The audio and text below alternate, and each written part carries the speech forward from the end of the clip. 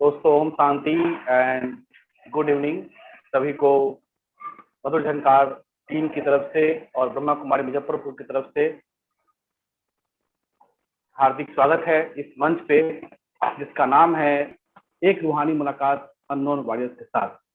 और आज हमारे साथ एक विशेष गेस्ट दिल्ली से जुड़े हैं जो कि ब्रह्मा कुमारी संस्था के बहुत ही क्लोज संपर्क में हैं और ये अपनी युवा लाइफ बहुत ही एक अच्छे तरीके से सेलिब्रेट कर रहे हैं। मैं तो कहूँगा भ्राता रोहित गुरु फ्रॉम रजौरी गार्डन दिल्ली। तो रोहित भाई आपका हार्दिक स्वागत है इस मंच पे और आप हमारे साथ बहुत ही शॉर्ट टाइम में जुड़े। रोहित भाई पिछले 25 वर्षों से ब्रह्मा कुमारी संस्थान के साथ जुड़कर और यूथ विंग की सेवाएं समय प्रति समय, आज कोरोना काल है तब पर भी इन्होंने डिजिटल माध्यम के द्वारा ही कई सारी इवेंट्स को मतलब किया है और आज भी लगे रहते हैं।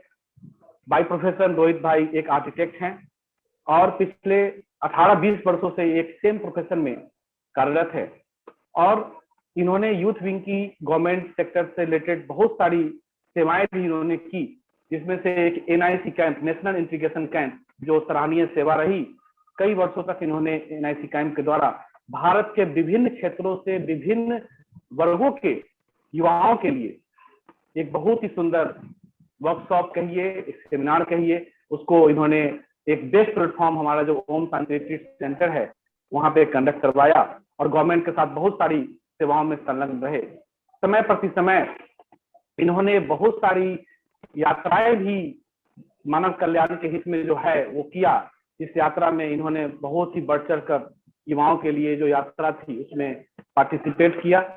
रोहित भाई ने 2006 में स्वर्णिम भारत युवा यात्रा दिल्ली से चंडीगढ़ जो गया था, 500 किलोमीटर का वो यात्रा था, जिगजैग रूट था, उसमें इन्होंने परफॉर्म किया एक्टिव पार्टिसिपेंट के रूप में, एक लीडर के रूप में। 2013 में शांति दूत साइकिल यात्रा west Delhi complete geographical coverage था वो, जो पूरा वेस्ट दिल्ली में इन्होंने एक लीडरशिप के रूप में अपने सर्वेक्षण में इन्होंने यात्रा किया और साथ साथ युवाओं को लीड किया। 2019 में मेरा भारत स्वर्णिम Bharat covering 7 district of Assam and 7 district of Tripura north east में इन्होंने इस यात्रा को सफल रीति से किया। इस यात्रा के दौरान जन जन में जागृति, नशा मुक्त भारत और कई सारी कुरीतियां जो भारत में आज भी हैं उन सबको हटाने के लिए इस यात्रा में इन्होंने भाग लिया और उसमें पार्टिसिपेट करने के साथ साथ कई सारे युवाओं के भी आप लीडर रहे। इसके बाद आप यूथ विंग के CCV programme choose change becomes के भी आप कोर कमेटी के मेंबर हैं। युवा प्रभाग ब्रह्मा कुमारी के भी कोर कमेटी के आप मेंबर हैं। दिल्ली NCR में आप लगभग सालों से युवाओं के लिए बहुत सारे इनोवेटिव, मैं तो कहूंगा इनोवेटिव, और मेरा सौभाग्य रहा कि मैं इनके साथ भी कई सारे इनोवेटिव आइडियाज और सेवाओं में संलग्न रहा। तो आज सौभाग्य है हमारे साथ एक आर्किटेक्ट, एक कहिए कि योगी आत्मा, एक युवा, एक एनर्जेटिक लीडर हमारे साथ हैं, जुड़े हैं। तो ज्यादा ना बोलते हुए मैं रोहित भाई से आप सभी का रूबरू खुद ही कराना चाहूंगा कि इस प्रोग्राम का नाम ही है एक रूहानी मुलाकात अननोन वॉरियर्स के साथ। तो रोहित भाई आपका स्वागत है और साथ ही साथ मैं ये जानना चाहूंगा कि आपका बचपन, आपकी स्कूलिंग, आपकी पेरेंटिंग, क्योंकि कहते हैं कि जो पेरेंटिंग है, जो हमारी माता पिता की पालना और जो बचपन है वही हमारे पूरे जीवन का आधार होता है। तो उसके बारे में हम सबको थोड़ा अवगत कराएं कि आपका जन्म, आपकी परवरिश और आपकी स्कूलिंग और कॉलेज किस प्रकार से हुई, कैसा माहौल था उस जमाने में जब आप पले बड़े हुए और किस प्रकार का माहौल था, कैसा एनवायरमेंट था, स्कूलिंग तक का पूरा सफर आप मुझे हम सबको रूबरू कराएं। तो आइए, स्वागत है भ्राता रोहित भाई फ्रॉम दिल्ली। ओम शांति। बहुत बहुत धन्यवाद अरविंद भाई। मैं तो पहली बात आपको मुबारक देना चाहता हूं कि आप ये बहुत सुंदर सीरीज रन कर रहे हैं, जिसकी कि आज के समय के अंदर बहुत बहुत जरूरत भी है। और ब्रह्मा कुमारी मुजफ्फरपुर रानी दीदी को भी हमारी तरफ से बहुत बहुत याद दीजिएगा कि आप आपके भी साथ एक बार जुड़ने का हमें भी मौका मिला था।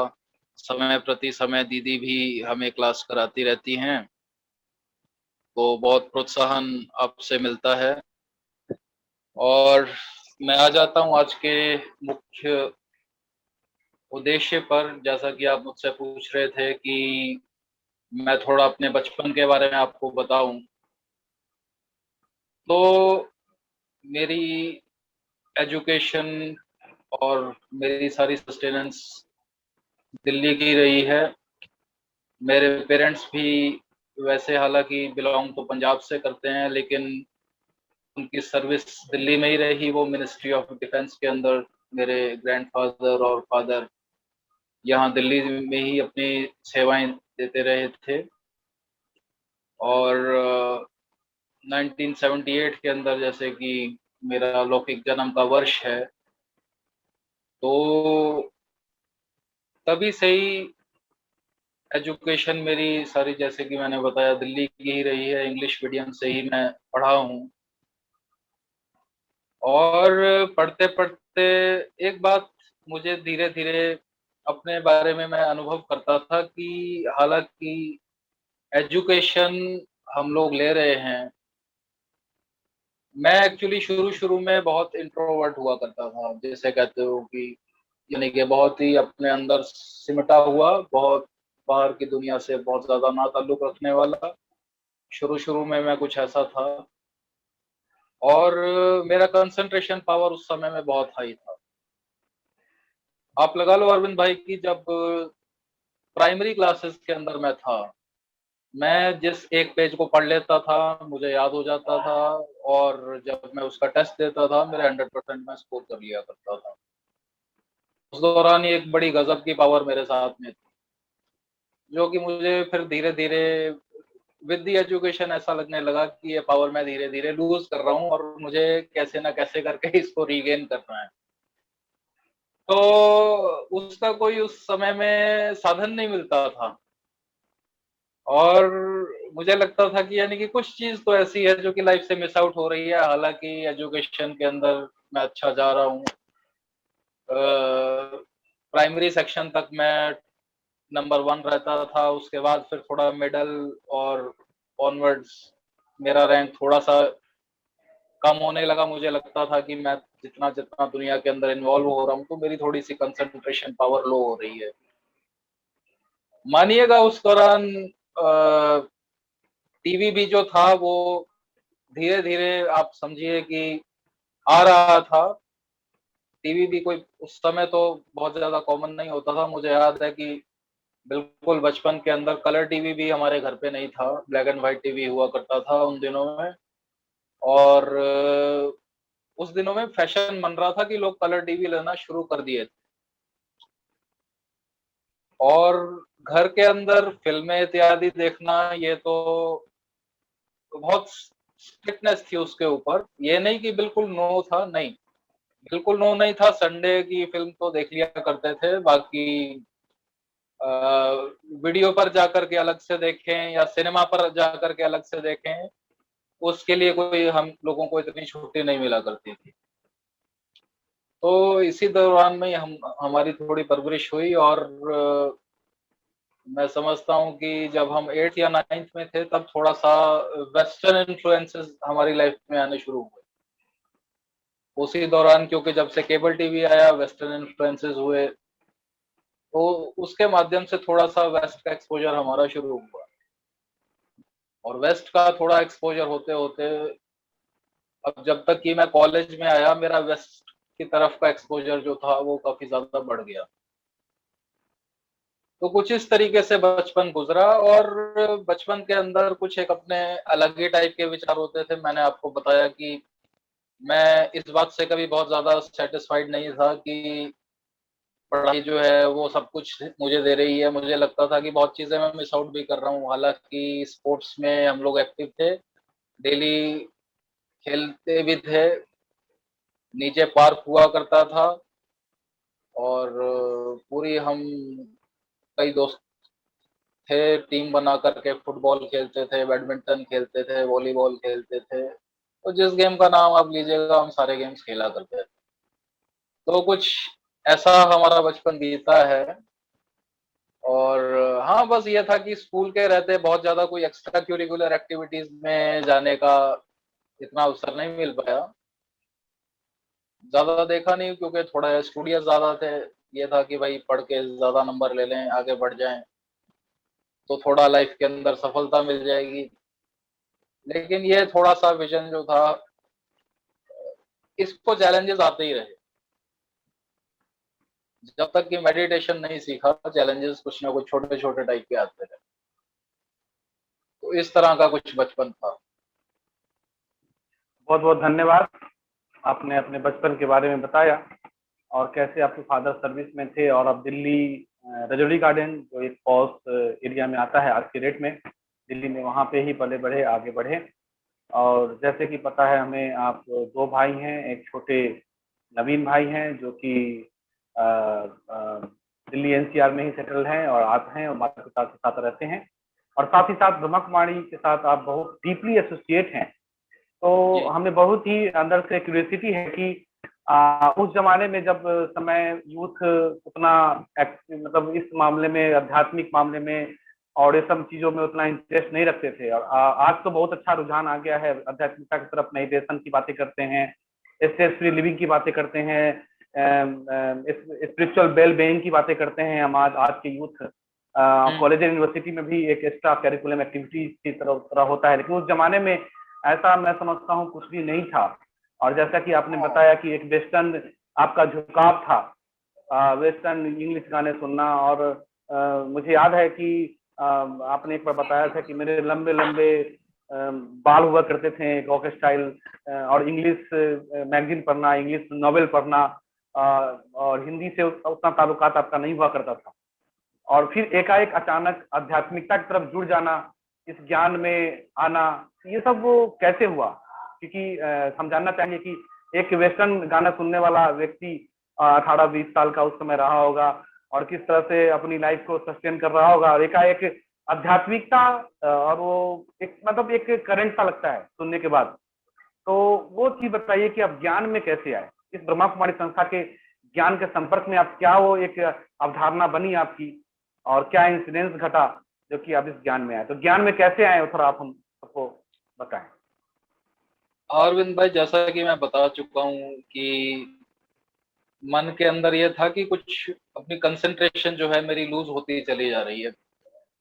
अब उस कंसंट्रेशन को मैं बनाऊं कैसे, तो इसलिए मुझे जो उस समय प्रमाण एक माध्यम मिला, वो थोड़ा सा ये था कि मैं कुछ तो स्कूल की लाइब्रेरी के अंदर कुछ हट करके, जो नॉर्मल क्यूरिकुलम से हट करके कुछ किताबें हैं वो पढ़ा करता था।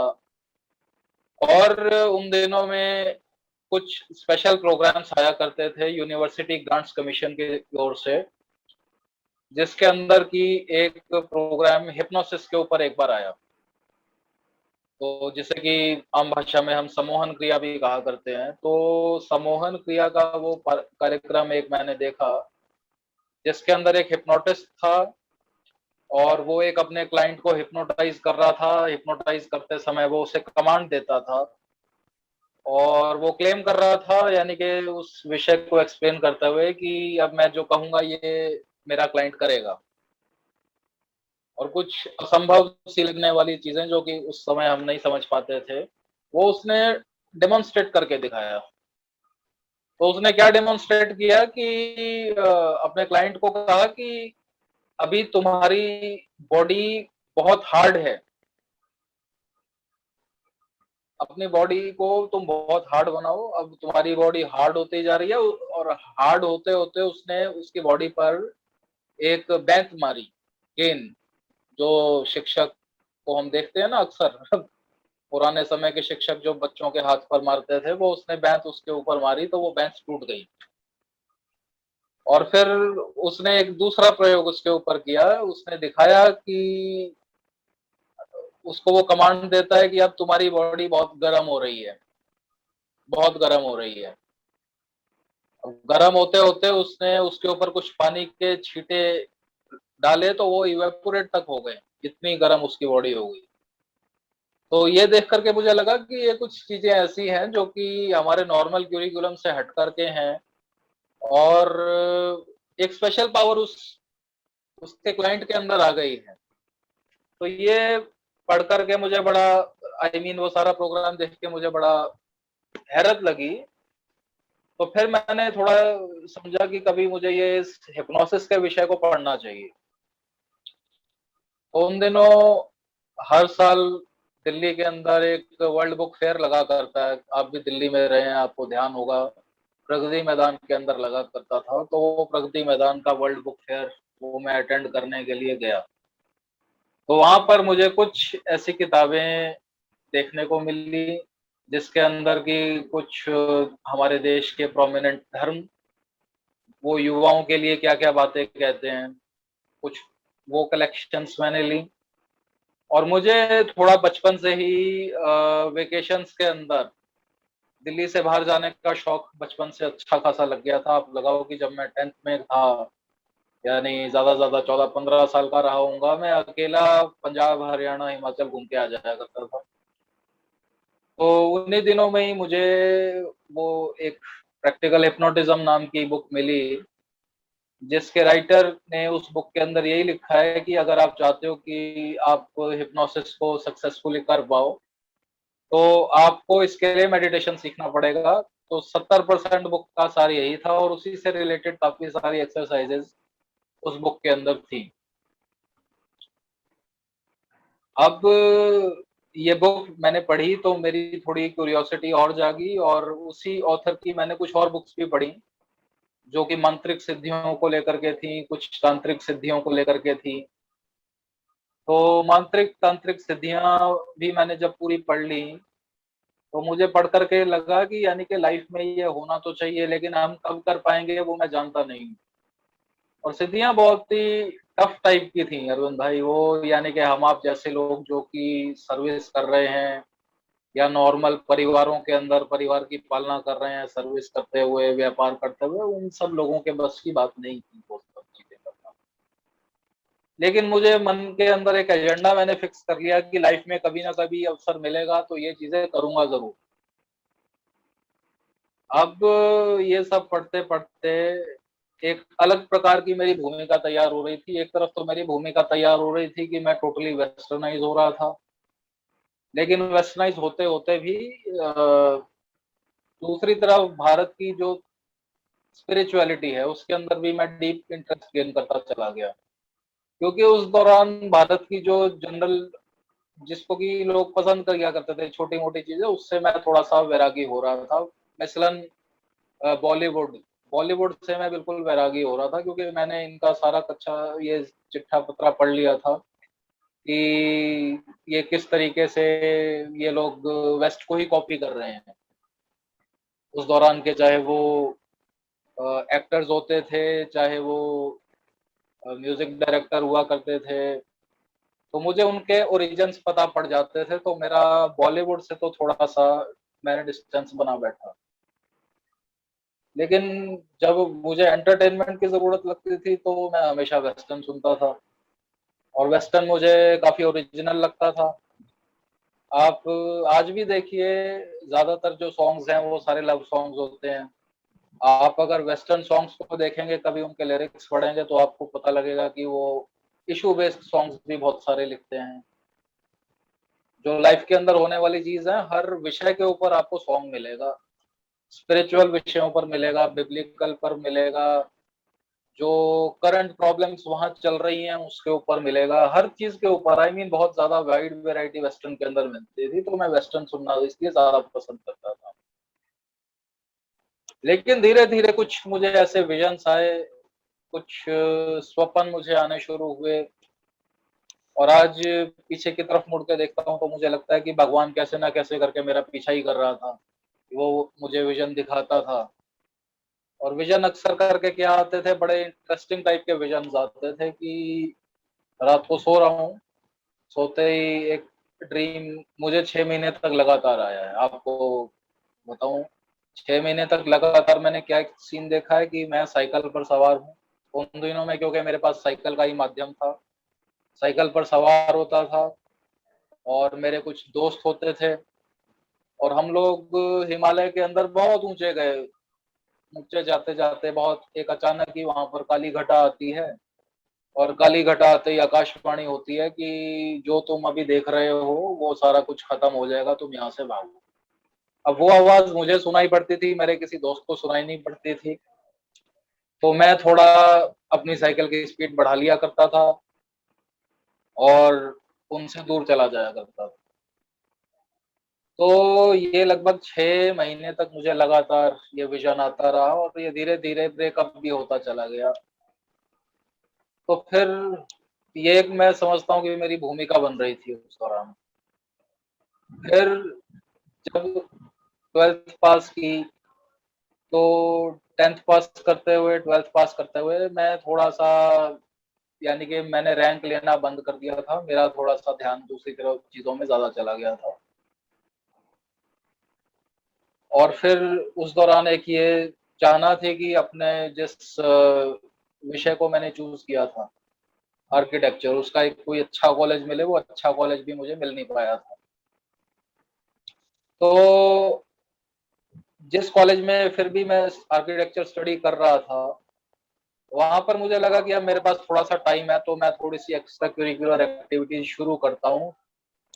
तो एक्स्ट्रा करिकुलर में फिर मैंने थोड़ा सा मेडिटेशन करना वे बैक इन 1996 शुरू किया।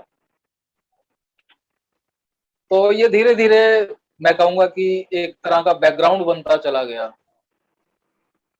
बहुत कुछ अपनी तरफ से तो चाहा नहीं था, लेकिन पीछे से बैकग्राउंड में कुछ ऐसी चीजें होती चली गई जो कि मुझे मेडिटेशन के बहुत पास ले आई। और फिर जब यहाँ पर आके मैंने कोर्स किया, तो कोर्स के दौरान मैंने एक चीज को बहुत डीपली फील किया कि जो बेसिक स्पिरिचुअलिटी ब्रह्मा कुमारी पढ़ा रहे हैं, उसके अंदर एक बहुत बड़ी बात जो है, जो कि दूसरे किसी स्थान के अंदर नहीं देखने को आती, वो ये है कि हम लोग इस चीज को प्रोपेगेट करते हैं, लोगों को ये विजन देते हैं कि जो लाइफ का हाईएस्ट अचीवमेंट है, जैसे कि हम कहते हैं देवत्व, मनुष्य से देवत्व की ओर, वो कई लोग एक साथ मनुष्य से देवत्व की ओर जाते हैं। जबकि आप कोई प्रकार की हमारी भारत की सिद्धियां पढ़ोगे, मांत्रिक सिद्धियां, तांत्रिक सिद्धियां पढ़ोगे, उसके अंदर बहुत कुछ इंडिविजुअल एफर्ट के ऊपर डिपेंडेंट होता है। अगर कोई एक व्यक्ति योग करता है तो वो एक व्यक्ति ही सिद्धि लेता है, और वो संसार से हट कर के लेता है। लेकिन हम लोग यहाँ पर जो राजयोग का अध्ययन करते हैं, वो अपने परिवार के साथ कर सकते हैं, अकेला कोई चाहे अकेला भी कर सकता है, और दोनों ऑप्शंस अवेलेबल हैं। और कोई छोटी मोटी सिद्धि की बात नहीं है, ये एक बहुत ऊंचा हमारा विजन है कि मनुष्यत्व से हमको देवत्व की ओर जाना है, और सारी कम्युनिटी को जाना है। ये बहुत बड़ी बात है। ये बात कहीं किसी ने कही नहीं थी। जितने धर्म मैंने पढ़े उसमें से तो किसी ने ये बात कही नहीं। तो ये बात जो थी, ये मुझे बहुत ज्यादा अपील कर गई, और इसके कारण मैंने यहाँ पर मेडिटेशन की क्लासेस को बहुत रेगुलरली लेने का फैसला कर लिया। तो ये कुछ आध्यात्मिक सफर की जो शुरुआत थी, कुछ इस प्रकार से हुई। अच्छा, तो इस प्रकार से आपने बताया कि कैसे आपका ये मन, तो पहली बार आपने ब्रह्मा कुमारी के संपर्क में कौन सी सदी में आए, और क्या टाइम था वो, और क्या मतलब वो इंसिडेंस क्या था, तो पहली आप ब्रह्मा कुमारी से जुड़े? इंसिडेंस अरविंद भाई कुछ ऐसा ही था कि मैं अपने आसपास मेडिटेशन के लिए कोई स्थान ढूंढ रहा था। अब जो मेरा स्कूल था वो घर से मात्र 300-400 मीटर की दूरी पर था। पैदल जाना पैदल आना मेरे लिए बड़ी आसान सी बात थी। लेकिन जब कॉलेज जाना शुरू किया, तो अपनी कॉलोनी का भी दायरा जो था वो छोड़ के हम बाहर निकले। कॉलोनी का दायरा जब छोड़ के बाहर निकले, तो फिर आसपास क्या है कुछ ना कुछ पता लगा। और सेंटर के बाहर में एक चित्र लगा होता था, जिसके अंदर एक योगी साधना के अंदर बैठा हुआ है, और एक पॉइंट ऑफ लाइट से उसके ऊपर कुछ किरणें आके गिर रही हैं। तो इस प्रकार की छवि देख करके मुझे लगा कि यहाँ पर शायद मेडिटेशन सिखाया जाता हो। तो अदरवाइज इंस्टीट्यूशन से तो ऐसा सच कोई फॉर्मल लिंक था नहीं, लेकिन इस तरीके से वहां पहुंच गया और उनसे पूछा मैंने कि क्या आप मेडिटेशन सिखाते हैं, तो वहां अटेंडेंट भाई ने बताया कि हाँ जी मेडिटेशन तो हम सिखाते हैं। तो फिर पूछा कि भाई क्या करना पड़ेगा, कहते आपको 7 डेज का कोर्स लेना पड़ेगा। तो फिर 7 डेज का कोर्स वहां पर मैंने लिया। तो दैट वाज मार्च 1996। ओके जी जी, तो लगभग लगभग एक सिल्वर जुबली 25 साल आपको इस संस्था के साथ हो गए। जी और तो मैं आपको आपसे यही जानना चाहेंगे, और हमारे जो दोस्त और जो दर्शक जुड़ चुके हैं हमारे साथ, यूट्यूब पे भी बहुत सारे लोग देख रहे हैं, और हमारे साथ बहुत सारे लोग जूम पे भी जुड़े हुए हैं, जो कि कई तो प्रोफेशनल भी हैं, कई बीके भी हैं, कई नॉन बीके भी हैं, जो ब्रह्मा कुमारी संस्थान के साथ टाई अप नहीं है, और कई लोग जानते हैं संस्था को। तो उन सबके लिए ये क्वेश्चन है कि जब आप इस संस्था से जुड़े और आज आप 25 साल से इस संस्था के साथ एसोसिएट हैं, ये एक अलग प्लेटफॉर्म है, और एक दूसरा प्लेटफॉर्म आपका है जो आप आर्किटेक्ट हैं और बहुत सारी कंस्ट्रक्शन फील्ड में आपको है, जिसमें आप डिजाइन बनाते हैं फ्लाईओवर से लेकर और कॉमर्शियल होम और जितने भी गवर्नमेंट के प्रोजेक्ट और नॉन गवर्नमेंट प्रोजेक्ट होते हैं। तो वहाँ एक अलग ही इन्वायरमेंट रहता है, वहाँ एक अलग ही डेडलाइन होती है, वहाँ एक अलग रिस्पॉन्सिबिलिटी होती है। और जब कोई भी प्राइवेट ऑर्गेनाइजेशन में आप काम करते हैं तो एक डेडिकेशन और रिस्पॉन्सिबिलिटी बहुत ज़्यादा दिखानी पड़ती है आज की मतलब जो जॉब की सिचुएशन है।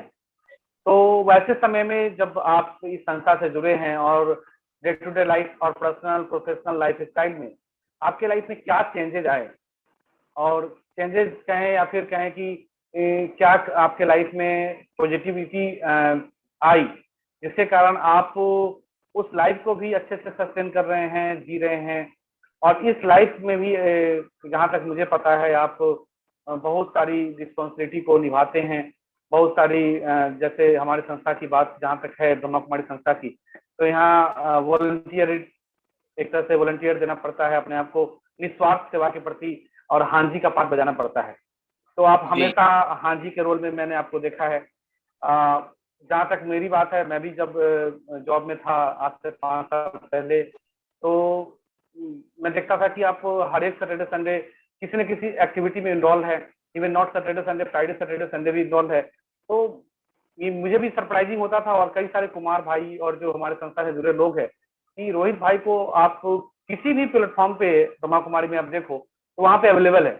ये जॉब कब करते हैं, ये ऑफिस कब संभालते हैं, ये जॉब में किस तरह का जॉब करते हैं, तो ये आप कैसे मैनेज कर लेते हैं, और मेडिटेशन आपके लिए कैसा एक रामबाण सिद्ध हुआ, वो उससे आपके लाइफ में क्या चेंजेज आए, और आपके लाइफ स्टाइल में किस तरह के चेंजेस मेडिटेशन से आपको आए, क्योंकि एक होता है संस्था से जुड़ना, एसोसिएट होना, और आप डीपली एसोसिएट हैं और साथ साथ वॉलंटियर भी दे रहे हैं, अपना टाइम भी दे रहे हैं, मन भी दे रहे हैं, धन भी दे रहे हैं, और ऑफिस भी एक तरह से संभाल रहे हैं। तो मेडिटेशन ने कुछ मैजिक किया आपके लाइफ में, क्या किया, तो मेडिटेशन से क्या फायदे हैं, और स्पिरिचुअलिटी को अपनाने के बाद आपके जीवन में क्या चेंजेस आए, तो हम ये जानना चाहेंगे, हमारे दर्शक भी ये जानना चाहेंगे, तो आप प्लीज बताएं।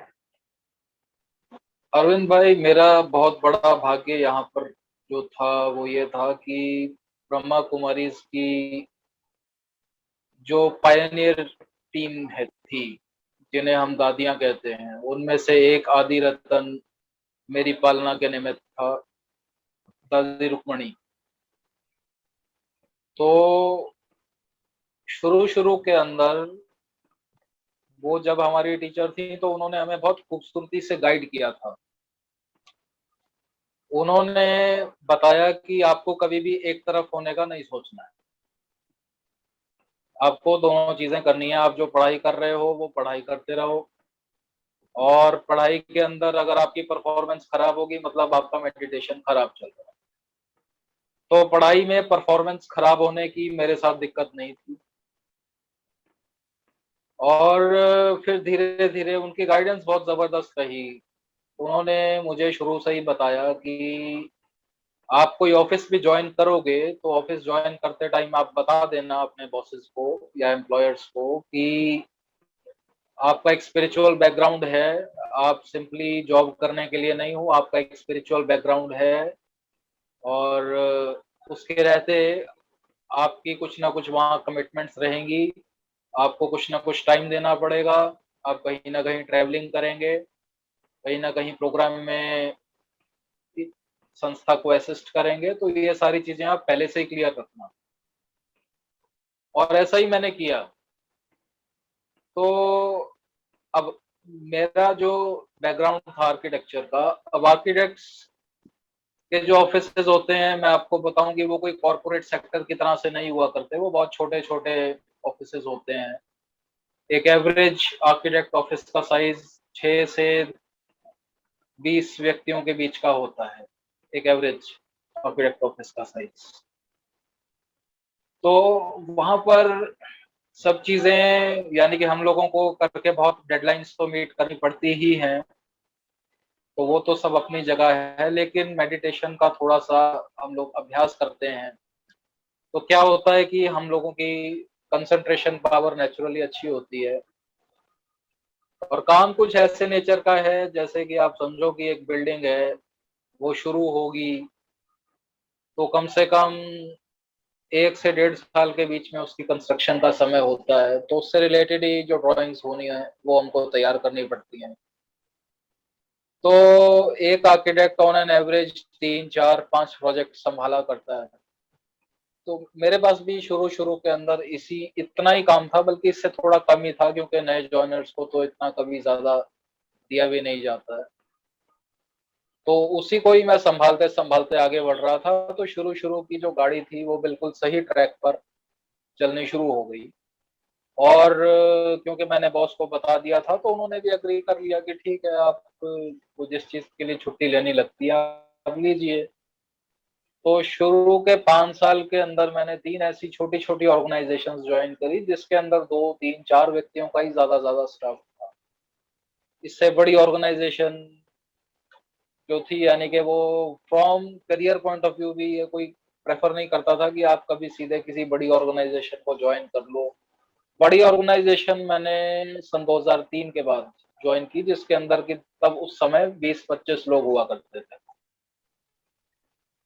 तो इस तरीके से मैंने अपने आप को चलाया। और जब बात आई प्रोग्राम्स की, प्रोग्राम्स देखिए ऐसा है कि जब वीकडेज की बात आती है तो वीकडेज के अंदर तो ना ऑडियंस अवेलेबल होगी और ना ही प्रोग्राम करने वाले इसलिए प्रोग्राम करेंगे। तो प्रोग्राम करने वाला भी ये सोच के प्रोग्राम करता है कि जब उसके पास ऑडियंस अवेलेबल होगी तो उसका जो बेस्ट समय होता है वो वीकेंड हुआ करता है। इसीलिए वीकेंड के ऊपर ही हम लोग प्रोग्राम्स बनाते चलते रहे। और अक्सर करके भी जो आप देखिए, अगर मान लीजिए कोई वीक के अंदर भी, वीकडे के अंदर भी कोई दूसरा प्रोग्राम है तो वो भी थोड़े ऐसे आवर्स पे रखा जाता है जबकि जनरल पब्लिक जो होती है वो अपने कार्य व्यवहार से फ्री हो जाती है। अगर बहनें हैं तो वो अपने बच्चों को सुबह सुबह तक संभाल कर स्कूल से वापस लाकर फ्री हो जाएंगी, या फिर भाई लोग भी जो हैं वो अपने ऑफिस को या बिजनेस को समेट कर शाम को 6 7 बजे के बाद फ्री हो जाएंगे। तो पब्लिक प्रोग्राम्स भी अगर वीकडे में रखे जाते हैं तो इन आवर्स को कंसिडर करते हुए रखे जाते हैं। और हालांकि ऑफिस मेरा हालांकि दूर था, 20 22 किलोमीटर कम से कम मेरा ऑफिस हुआ करता था, आज भी 20 22 किलोमीटर ही है, तो घंटा ट्रेवलिंग हो ही जाती है। तो ये कभी मुझे इसलिए बड़ी बात नहीं लगी कि जो भी चीज हुई सारी प्लानिंग के साथ हुई। मेन बात क्या होता है कि जब हम प्लानिंग के अंदर कोई चीज को नहीं कंसीडर करते हैं तो वो चीज हमको नेचुरली भारी लगने लग पड़ती है, और पहला पहला भार जो है वो हमारा मन ही मानता है। अगर हम मन को कहें कि ये काम हो जाएगा हो जाएगा हो जाएगा, मन को आप ज्यादा संकल्प दीजिए कि ये काम हो जाएगा, वो काम आसानी से हो भी जाएगा, मन निकाल देगा। तो मुझे याद आता है कि यानी कि जो काम मैं अपने थीसिस के टाइम पर एक प्रोजेक्ट समेटने के लिए मुझे एक प्रोजेक्ट पर लगभग 3 4 महीने ऑन एन एवरेज समेटने के लिए लग जाते थे। लेकिन अगर आज की डेट में आप मुझे कहें कि इस प्रोजेक्ट को समेट दो, तो आज मैं उस प्रोजेक्ट को लगभग 1 हफ्ते के अंदर भी उतने काम को समाप्त कर सकता हूँ। ये इतनी धीरे-धीरे ये एक हमारी लर्निंग की एक खुद की कैपेसिटी रहा करती है। फिर मेडिटेशन का थोड़ा-सा ये प्रभाव रहता है कि हमारी फोकसिंग पावर बहुत ज़्यादा बढ़ जाती है। किसी चीज़ पर कम समय लगाकर उसको कैसे पूरा करना है, ये एबिलिटी ज़बरदस्त हमारे अंदर आ जाती है। और एक बड़ा सिग्निफिकेंट चेंज जो कि मेडिटेशन से आया और शुरू-शुरू के दिनों में ही आ गया था, एक छोटी-सी घटना का उल्लेख करना चाहता हूँ इसको लेकर कि मैं जैसे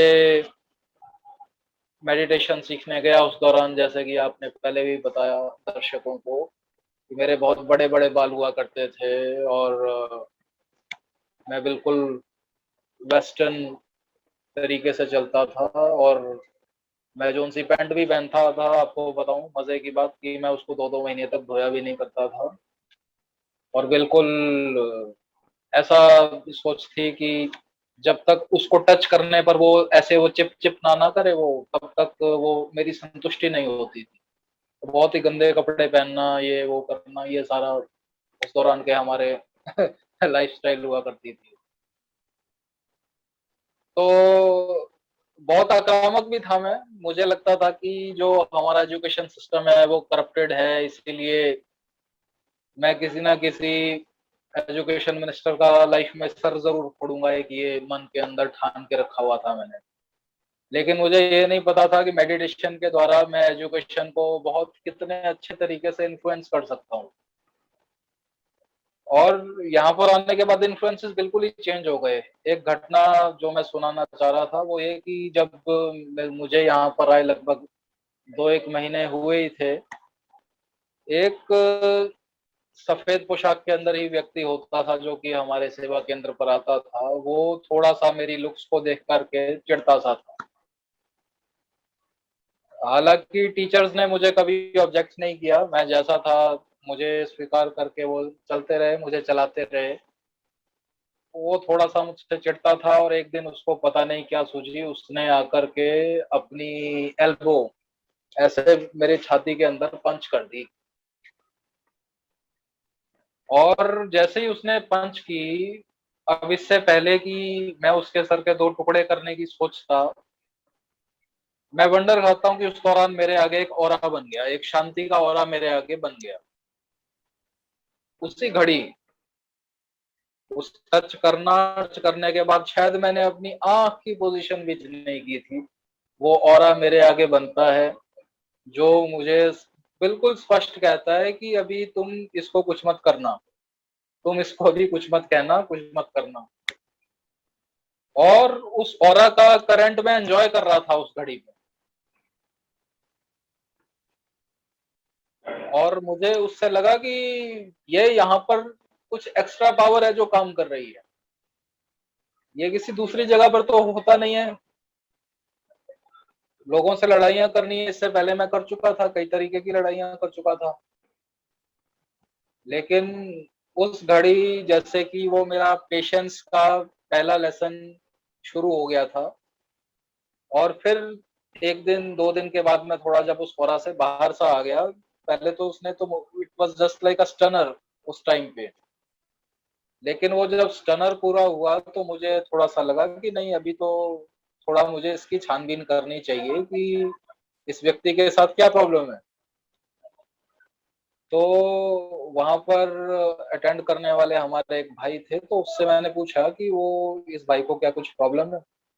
उसने कहा कि हाँ, ये थोड़ा-सा आक्रामक टाइप का है और इसका साइकियाट्रिक केस है।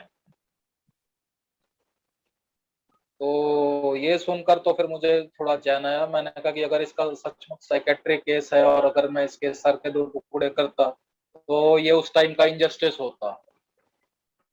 तो फिर मैंने ये समझा कि अब चलो जो हुआ है ठीक हुआ है। अगर मैंने इसके ऊपर हाथ नहीं उठाया और वो ऑरा जो मेरे आगे बना है, उसने मुझे बिल्कुल ठीक शिक्षा दी है। उसने मुझे थाम लिया है तो डेफिनेटली कोई यहाँ एक्स्ट्रा पावर है जो मुझे लगता है कि अगर ये आज मौजूद है तो ये आने वाले समय में भी मौजूद रहेगी और किसी ना किसी तरीके से मुझे मदद करेगी।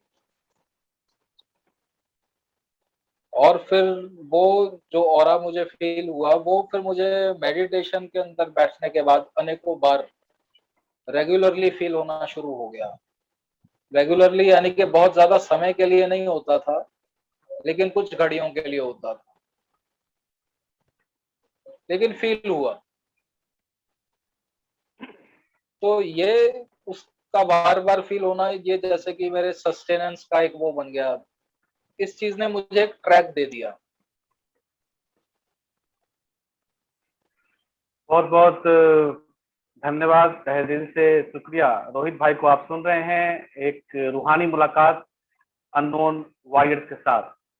तो इस मुलाकात, रूहानी मुलाकात में कैसे, देखिए कि रोहित भाई ने बताया और हम सबका भी प्रैक्टिकल अनुभव है कि किस प्रकार से एक एरोगेंट इंसान, एक वेस्टर्न पॉप म्यूजिक सुनने वाला इंसान, और कहाँ वो हाइप्नोथेसिस और बहुत सारी शिक्षाओं को ग्रहण करता था, साथ साथ कॉलेज की स्टडी के साथ साथ। क्योंकि बहुत सारे लाइफ में जो एक एम था, एक विजन था, एक विजनरी एक्शन था कि मुझे किस तरफ मुड़ना है, क्या करना है, वो तो था ही था। और साथ साथ आध्यात्मिकता की तरफ भी इनका रुझान कब आया, वो एक जादू मंत्र तंत्र और इन सब चीजों को पढ़ने के बाद आहिस्ता आहिस्ता एक ऐसा समय आया कि इनको मन की शांति और कुछ एक विजनरी प्लान को परफॉर्म करने के लिए इन्होंने मेडिटेशन की शिक्षा ज्वाइन की। शायद उस समय उनका मोटिव कुछ और रहा होगा, लेकिन जब मेडिटेशन में आए और किस तरह से इनका कंप्लीट करिए कि वो क्या बोलते हैं उसको, बिल्कुल परिवर्तन आ गया, एक मेंटेलिटी में भी आया। जहां तक कि इन्होंने बताया कि जब ये जीन्स और सब पहनते थे तो शायद 2-2 महीने धोते भी नहीं थे। जहां तक हमें पता है और दर्शकों को पता होगा कि जीन्स एक ऐसी चीज है जो वेस्टर्न कल्चर से ही आया है। और जीन्स शायद कंस्ट्रक्शन वर्क में और जो ज्यादातर लोग जो साइट वर्क करते थे विदेशों में, उनके लिए खासकर बनाया गया था, जो कि बहुत बहुत दिन तक उनको पानी की सुविधा नहीं मिलती है या फिर नहाने की सुविधा नहीं मिलती है, या फिर वो जब कंस्ट्रक्शन वर्क करते हैं तो वो रफ एंड टफ वर्क करते हैं तो कपड़ा फट न जाए। इसके लिए शायद वो एक जीन्स की शुरुआत हुई। आज भारत में या पूरे विश्व में जीन्स का फैशन जोरों पे है। वो जीन्स को 2 महीने तक धोते भी नहीं थे। तो आप समझ सकते हैं कि वो किस तरह का लाइफ स्टाइल जी रहे थे और किस तरह का रहन सहन था। और आपके सामने रोहित भाई हैं। आज रोहित भाई को दिल्ली एनसीआर में तो सब लोग जानते ही हैं। जितने भी ब्रह्मा कुमारी ऑर्गेनाइजेशन के जुड़े हुए यूथ हैं खासकर, क्योंकि मैं दिल्ली द मेट्रोपॉलिटन सिटी और दिल्ली में ही हमारे ब्रह्मा कुमारी संस्था का एक बहुत ही बड़ा कैंपस 30 एकड़ में बना हुआ है, जो डॉक्टर एपीजे अब्दुल कलाम के द्वारा 2003 में इनॉग्रेशन किया गया। और उसी समय 2001 में मैं भी ज्ञान में आया था। तो उस समय मुझे डॉक्टर कलाम को फेस टू फेस सुनने का मौका मिला, एक ऐसे मिसाइल मैन, एक ऐसे साइंटिस्ट, एक ऐसे रूहानी सोल से। तो एक जो प्लेटफॉर्म था वो आरती, वो उसने बहुत कुछ हम लोगों को दिया। और यही कारण था कि आज रोहित भाई हमारे साथ जुड़े हैं। रोहित भाई के साथ हमने सालों कई सारे इवेंट में पार्टिसिपेट किया और कई सारे इवेंट में हमें इन्होंने चांस दिया, मौका दिया। और यहाँ तक कि गवर्नमेंट की एक एनआईसी प्रोजेक्ट थी, उसमें भी इन्होंने।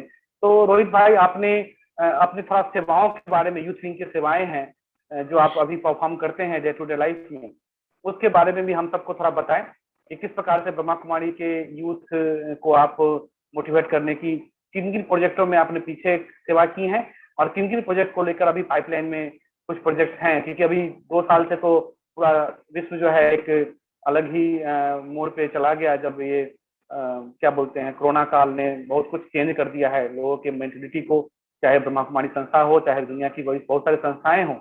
तो अभी कौन कौन से प्रोजेक्ट आपके पाइपलाइन में हैं आने वाले कल में, और कौन कौन से प्रोजेक्ट में आपने इनोवेटिव प्रोजेक्ट में पीछे काम किया है? थोड़ा यूथ विंग की सेवाओं से हमें अवगत कराएं, फिर हम आगे की तरफ ले चलेंगे इस सेशन को। और साथ ही साथ हम दर्शकों को बताना चाहेंगे, दर्शक को अगर आपको कोई भी यूथ से रिलेटेड, कोई भी मेडिटेशन से रिलेटेड कोई भी क्वेश्चन हो तो आप चैट बॉक्स में लिख सकते हैं। उस चैट बॉक्स में आपको अंत में, सेशन के लास्ट में, हम आपको पूरी कोशिश करेंगे कि हमारे गेस्ट रोहित भाई आपका इस क्वेश्चन का आंसर जरूर देंगे। तो चैट बॉक्स में लिख सकते हैं और यूट्यूब पे कमेंट बॉक्स में आप अपने क्वेश्चन को पुट कर सकते हैं, जो कि सेशन के लास्ट में आपका क्वेश्चन लिया जा सके। तो अगर कोई क्वेश्चन है तो जरूर हमें दे, जिसको हम आपको सेवा प्रदान करने की कोशिश करेंगे। तो रोहित भाई अभी हमें ब्रह्मा कुमारी यूथ विंग की सेवाओं के बारे में, खासकर दिल्ली एनसीआर के कोऑर्डिनेटर भी हैं और यूथ विंग के कोर कमेटी के मेंबर भी हैं, और गवर्नमेंट के कई सारे प्रोजेक्ट को भी ब्रह्मा कुमारी के साथ एसोसिएट करने और उसको एक रूट लेवल पे लाने की इन्होंने कोशिश की है। तो पीछे के प्रोजेक्ट इनोवेटिव जिन्होंने इसमें काम किया है इन्होंने, और साथ साथ जो पाइपलाइन में प्रोजेक्ट अभी हैं उसके बारे में थोड़ा अवगत कराएंगे रोहित भाई। अरविंद भाई, ये एक थोड़ी सी लंबी कहानी है, शॉर्ट में लेकिन फिर भी बताएंगे शॉर्ट में और बताता हूँ कि वैसे तो जब मैं यहाँ पर रेगुलर स्टूडेंट बन गया तो यहाँ की थोड़ी सी और एक्टिविटीज के बारे में मैं जानना चाहता था। तो शुरू शुरू में मुझे पता चला कि उन दिनों में 13 विंग्स हैं। तो 13 विंग्स के अंदर तो मुझे पता लगा कि मेरे प्रोफेशन से रिलेटेड उस दौरान सिर्फ साइंटिस्टिक एंड इंजीनियर्स की एक विंग थी। तो मैंने पहले वो विंग ज्वाइन की, तो उसके भी एक दो प्रोग्राम्स मैंने अटेंड किए, और उसके बाद फिर धीरे धीरे हमारी दादी रुक्मणी जी ने मुझे कहा कि हालांकि आप साइंटिस्ट इंजीनियर्स में जा रहे हो, लेकिन मुझे लगता है कि आप यूथ विंग के अंदर जाओ। तो way back in 2000 youth wing का पहला पहला प्रोग्राम एक ज्ञान सरोवर में बीके युवाओं का फेस्टिवल था, वो मैंने अटेंड किया था। और उसके अंदर अटेंड करते करते मुझे ऐसा लगा कि ये कुछ ऐसी चीजें हैं जिससे मैं अपने पीयर्स को जोड़ सकता हूँ, अपने युवा साथियों को इसका मैं लाभ दे सकता हूँ, जो प्रैक्टिकली, जैसे कि मैं समझ लो कि मेरे लिए टेलर मेड प्रोग्राम था, वो मुझे बिल्कुल वैसा लगा। और उससे फिर बहुत मन के अंदर उमंग उत्साह आ गया। हालांकि इससे पहले भी यूथ विंग के कुछ छोटे मोटे प्रोग्राम्स चले थे, बट उससे कोई मेरा यूथ विंग के प्रति रुझान इतना आया नहीं था। मैंने कहा ठीक है, बट मुझे लगा कि जो प्रोफेशन से रिलेटेड है उसके ऊपर करता रहूं। लेकिन फिर दादी जी ने कहा कि नहीं, आप यूथ का वो प्रोग्राम अटेंड करके आओ। मैं अटेंड करके आया तो एक तो ये इम्प्रेशन मिला कि अपने साथियों की मैं इससे सेवा कर सकता हूँ। और उस दौरान हमारे इस ईश्वरीय विश्वविद्यालय के सेक्रेटरी जनरल निर्वैर भाई, उन्होंने एक बहुत इंपॉर्टेंट बात उस प्रोग्राम के अंदर कही थी कि युवा वर्ग को चाहिए कि वो अपने एरिया के आसपास के जितने एडमिनिस्ट्रेशन के अंदर बड़ी पोजीशन वाले लोग हैं, आप उनसे संपर्क बना करके रखें।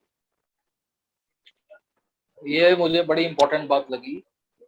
और फिर यूथ विंग से और भी जो देशव्यापी युवाओं की बड़ी बड़ी संस्थाएं हैं, उनके नाम मुझे सुनने को मिले, जो कि हालांकि हमारे कॉलेज के अंदर इतनी कोई एक्स्ट्रा करिकुलर एक्टिविटीज नहीं हुआ करती थी।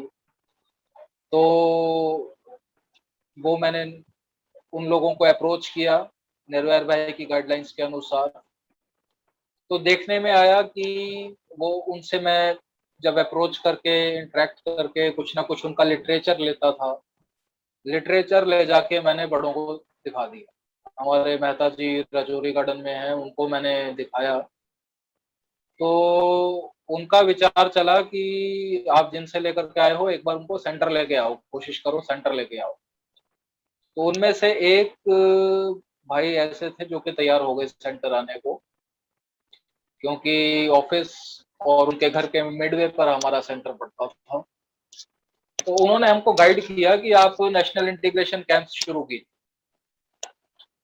ये आपकी बड़ी संस्था है, आपके पास फैसिलिटीज हैं, तो आप नेशनल इंटीग्रेशन कैंप शुरू कर सकते। तो ये फिर सारा यूथ विंग के अंदर ये बात गई।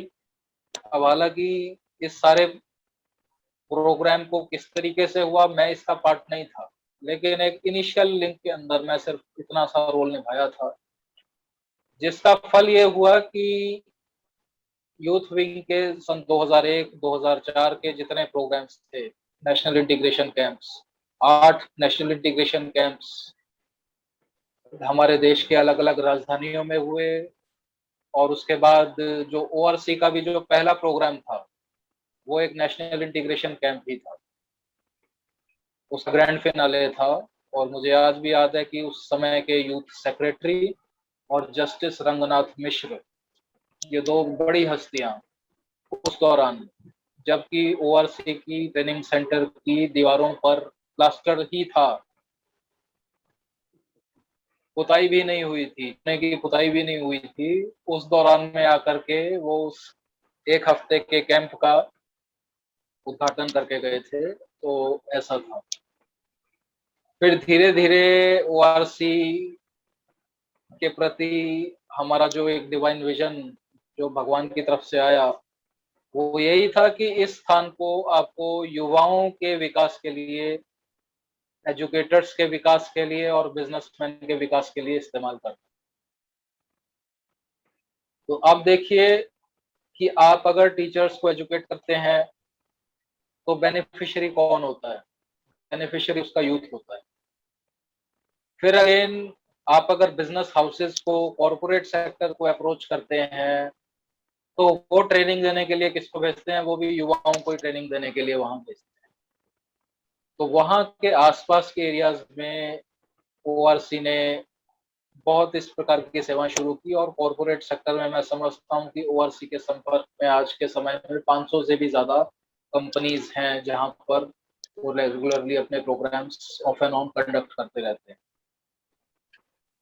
और फिर यूथ के लिए क्योंकि स्पेशल बाबा का संदेश था, तो सन 2003 के आसपास की बात है, जबकि एक्चुअली मैं तो शायद उस पर्टिकुलर ओकेजन पर दिल्ली में नहीं था, लेकिन हमारे बड़ों ने कुछ युवाओं को बुलाया, कुछ उस समय के प्रोमिनेंट युवा जिनके अंदर शिवानी बहन, डॉक्टर मोहित गुप्ता, मोनिका गुप्ता और दिल्ली के कई अन्य, उन सबको मिलाकर के एक निर्णय लिया गया कि ओआरसी के अंदर अभी हर महीने एक बीके यूथ की रिट्रीट रहेगी।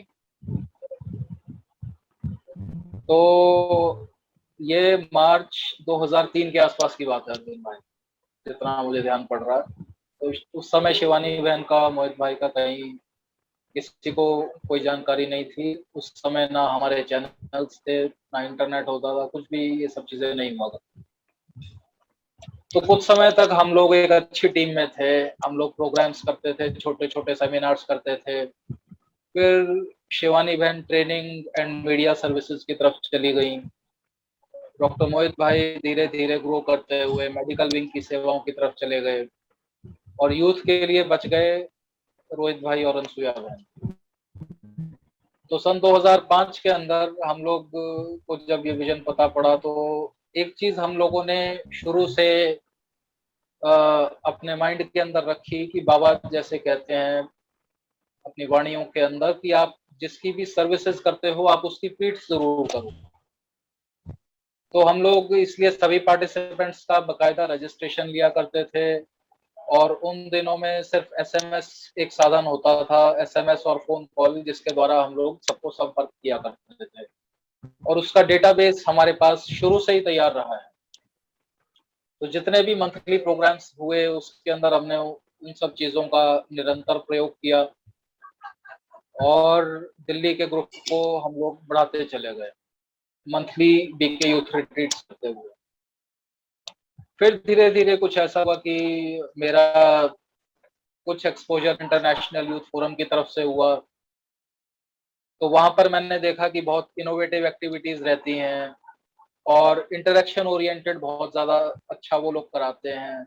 एक्सपीरियंस ओरिएंटेड कैसे कराना है किसी सेशन को, वो सारी मेडिटेशन की जो बहुत बारीकियां, किसी को कम्युनिकेट करने के लिए अच्छे से अच्छे माध्यम क्या हो सकते हैं, उसके इनोवेशन के भी डिटेल के अंदर कैसे जाना है, ये सारी बातें हम लोगों ने कुछ ऐसे चुनिंदा प्रोग्राम से सीखी।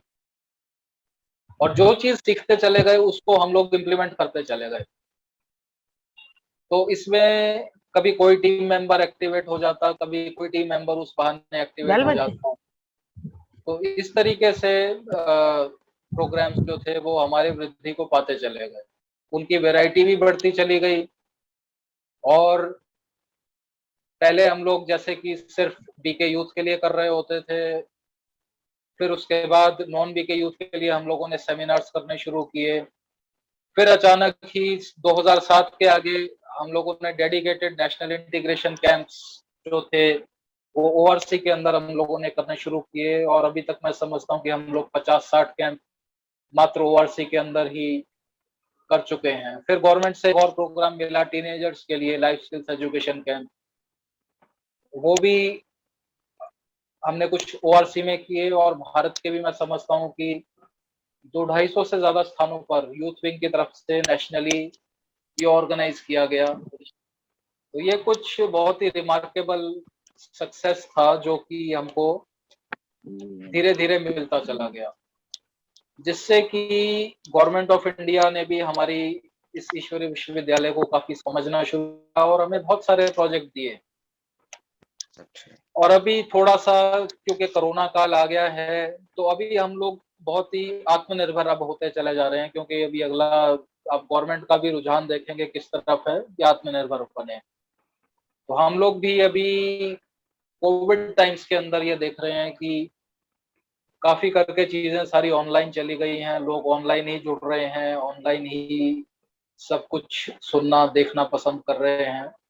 तो पिछले 1 साल से हम लोगों ने भी अपनी जो सेवाएं थी वो डेडिकेटेडली ऑनलाइन कर दी, और हम लोगों ने यूथ को स्पेशली ध्यान में रखते हुए, पहले तो हम लोगों की प्रेजेंस फेसबुक तक ही हुआ करती थी। हमारा एक फेसबुक पेज चलता है BK youth events Delhi zone के नाम से। तो ओआरसी के अंदर जितने भी प्रोग्राम्स होते थे, चाहे वो हम नॉन बीकेज के लिए चूज चेंज बिकम करते थे, नेशनल इंटीग्रेशन कैंप्स करते थे, और फिर आप यकीन मानिए कि हम लोगों ने लगभग 20 से भी ज्यादा वेराइटीज के फॉर्मेट्स हमने प्रोग्राम्स के निकाल लिए थे, जो कि हमको लगता था कि हमको अगर किसी एक सेंटर को सेवा करनी है तो उसका प्रोग्राम का फॉर्मेट ऐसा होना चाहिए, उसमें भी अगर 2 घंटे का या 3 घंटे का करना है तो उसके फॉर्मेट अलग होने चाहिए, सारे दिन का रिट्रीट करना है तो उसकी फॉर्मेट अलग होनी चाहिए। तो ऐसे 20-25-30 टाइप के हमने फॉर्मेट्स बना लिए थे, और इतने वैरायटी प्रोग्राम्स हम लोगों ने इम्प्लीमेंट कर भी लिए थे। बट अभी सोशल मीडिया के रहते अभी हम लोग यूथ को स्पेशली ध्यान में रखते हुए हम लोगों ने पिछले साल से डेडिकेटेडली एक इंस्टाग्राम पेज बनाया, क्योंकि इंस्टाग्राम एक ऐसा प्लेटफॉर्म है जिसकी तरफ यूथ काफी ज्यादा आकर्षित होता है, और स्पेशली अर्बन एरियाज के अंदर तो इंस्टाग्राम बहुत यूथ का फेवरेट जैसे कि हुआ करता है। हालांकि मुझे भी इन सब चीजों का पता नहीं था, लेकिन एक हम लोगों को पॉइंट मिला हुआ है कि भाई अपने संपर्क में जो हो, जो आत्माएं हो उनकी आप पालना कीजिए अच्छी। तो उनसे हमको नए नए इनपुट्स मिलते रहते हैं, और उन्हीं नए नए इनपुट्स के बदौलत आज भी सेवाएं जो हैं वो वृद्धि को प्राप्त कर रही। तो ये छोटी कहानी थी। और जब कैंपेन्स की बात आती है अरविंद भाई, तो मैं ये बताना चाहता हूँ कि कैंपेन्स तो खैर हम लोगों के लेवल पे हम लोग नहीं डिसाइड करते, ये हमारी एनुअल मीटिंग जो ब्रह्मा कुमारीज की होती है उसके अंदर ये डिसाइड किया जाता है कि हमारे सभी विंग्स नेशनल लेवल पर कौन कौन से इनोवेटिव प्रोग्राम्स लेकर के आएंगे। उसी के अंतर्गत हमारी चाहे पद यात्राएं हुई हैं, चाहे साइकिल यात्राएं हुई हैं, और वर्तमान समय में जो रिसेंटली बस यात्रा होकर के हटी है, कोविड टाइम्स के कारण ही उसको स्टॉप किया गया। तो ये बड़े बड़े प्रोजेक्ट हमारी एनुअल मीटिंग से चैनलाइज होकर के आज सभी सेवा केंद्रों तक पहुंचते हैं। तो उसके अंदर भी यानी कि कोशिश यही रहती है कि सभी यूथ को चांस दिया जाए। यूथ को क्योंकि अगर हम चांस देंगे, ट्रेन करेंगे, तो वो हमारा मैसेज आगे फॉरवर्ड लेकर के जाएंगे। और जो कि हम लोगों का एक डिवाइन विजन भी है कि हम ऐसे युवाओं को देश के आगे प्रस्तुत करें जो कि चैलेंज करें कि अहिंसक रूप से चलना, शांति दूत बन करके चलना, अपने जीवन के अंदर शांति का अनुभव करना, ये हमारे जीवन के इनफैक्ट ज्यादा बड़े लक्ष्य हैं।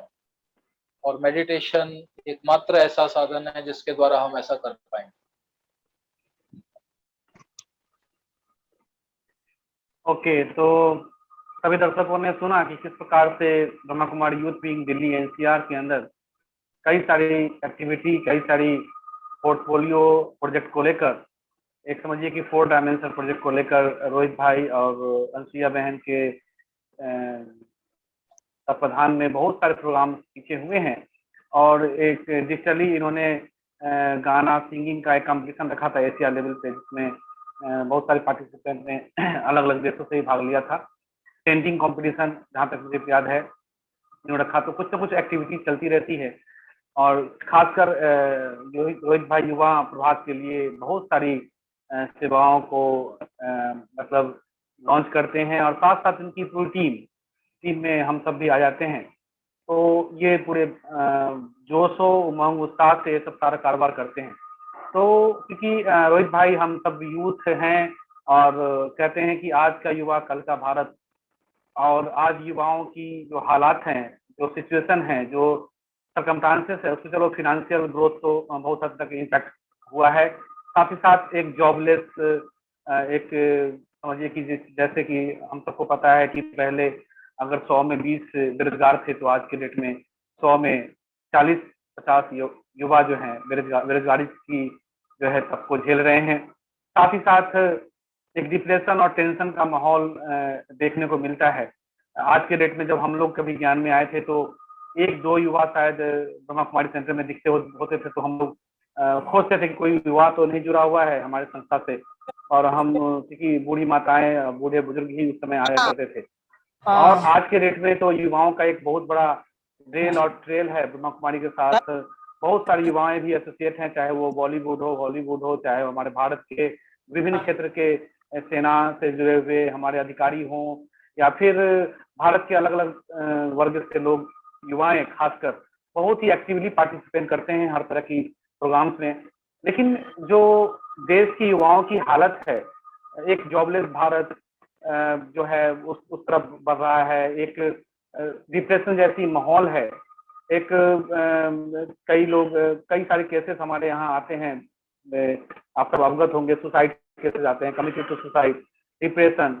तो ऐसी हालात में, ऐसे समय में आप युवाओं को क्या संदेश देना चाहेंगे, और क्या बताना चाहेंगे कि आध्यात्मिकता, स्पिरिचुअलिटी क्या इसमें कुछ हेल्प कर सकती है? तो एक युवाओं के लिए आप संदेश बताइए। और दूसरा, स्पिरिचुअलिटी मतलब आध्यात्मिकता का कोई रोल है क्या इन सब सिचुएशन को हैंडल करने के लिए? तो उसके बारे में भी एक अच्छा सा युवाओं को आप अपने तरफ से मैसेज दीजिए, जो कि हमारे युवा आपसे कुछ इंस्पिरेशन लेकर आने वाले कल में अपने लाइफ को अच्छा एक मोटिवेशन कर सके। कहते हैं कि ऑब्स्टिकल इज अपॉर्चुनिटी, मतलब ऑब्स्टिकल में अगर अपॉर्चुनिटी ढूंढते हैं, तो वही आज के कहते हैं कि हारने वाले को ही बाजीगर कहते हैं, हार कर जीतने वाले को ही बाजीगर कहते हैं।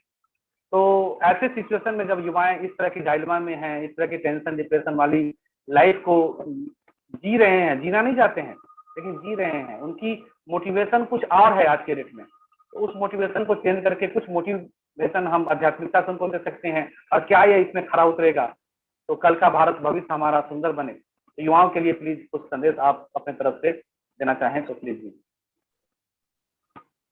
ये बहुत समझने की बात है अरविंद भाई हम सभी के लिए, कि आज के समय के अंदर हम जो ये कहते हैं, ये जॉबलेसनेस पैदा हो गई है, बेरोजगारी, ये वो सब चीजें, ये सही बात है कि आज के समय में हम एक ऐसे व्यवस्था के अंदर रह रहे हैं, एक ऐसे समाज के अंदर रह रहे हैं जिसके अंदर अंदर के तूफान बहुत ज्यादा हैं। हम लोग अपने खुद से इतने ज्यादा परिचित नहीं हैं, हम लोग अपनी बहुत ज्यादा शक्तियों को पहचानते नहीं हैं। जो एक्चुअल कारण है वो ये है, अगर हम अपनी आंतरिक शक्तियों को पहचान लें और उनका विकास करना शुरू करें, तो हमें अपॉर्चुनिटीज दूसरों के लिए क्रिएट करना और अपने लिए भी एक अच्छी सेटिस्फेक्शन ढूंढ पाना खुद आ जाएगा। लेकिन आज के समय के अंदर प्रॉब्लम अरविंद भाई यहाँ पर आ जाता है कि बहुत करके जो युवा वर्ग है उनको अपनी मूल विशेषताओं का ज्ञान नहीं है, जो मेरे ऑब्जर्वेशन में आता है। हम इवेंट्स करते हैं, इवेंट्स के अंदर हम युवाओं से इंटरेक्शन, उनको कुछ भी देने से पहले ही उनसे एक बड़ा बेसिक क्वेश्चन करते हैं कि आप एक अपनी कोई खूबी बताओ।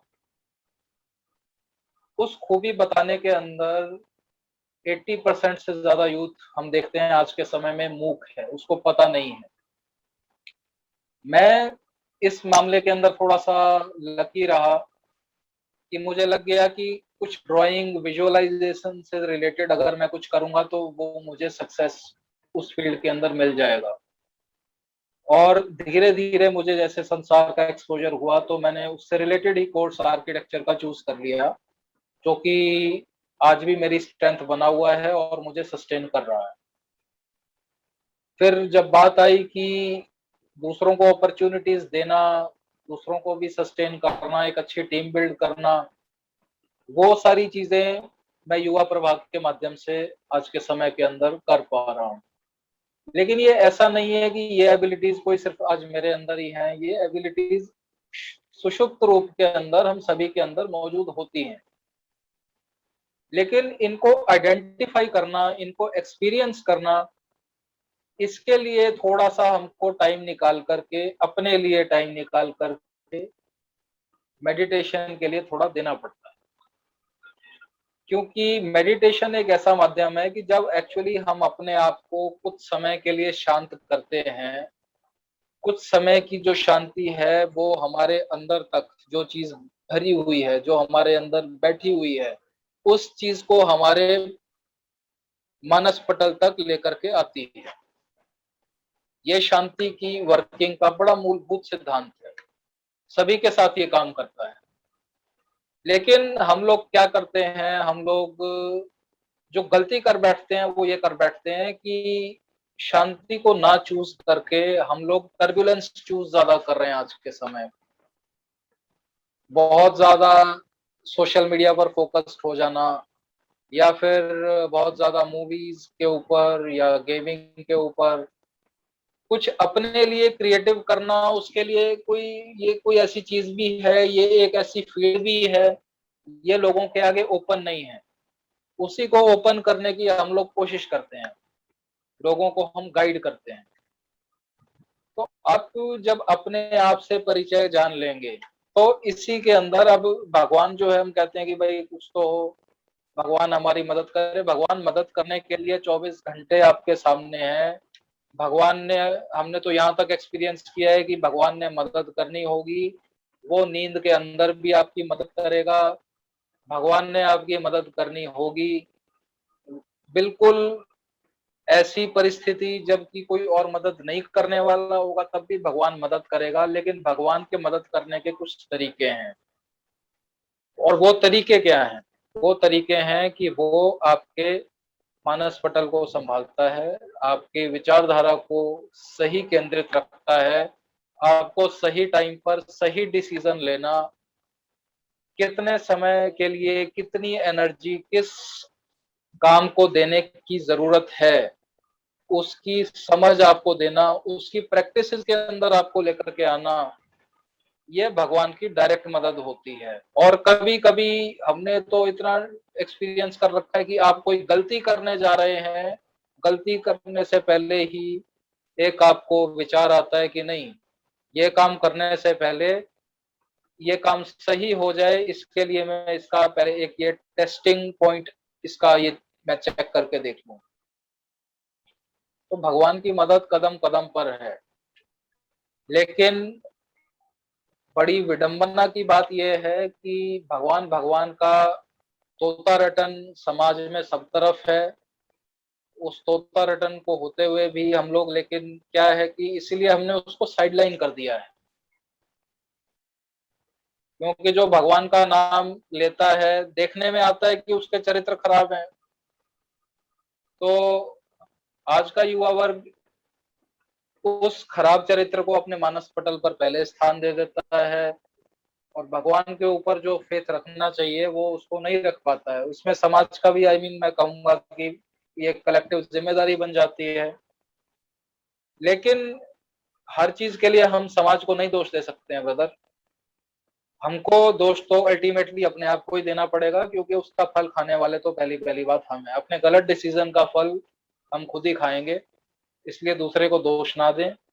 लेकिन जब कभी भी आपको कोई अवसर मिले तो प्लीज उस अवसर का पूरा पूरा लाभ उठाएं।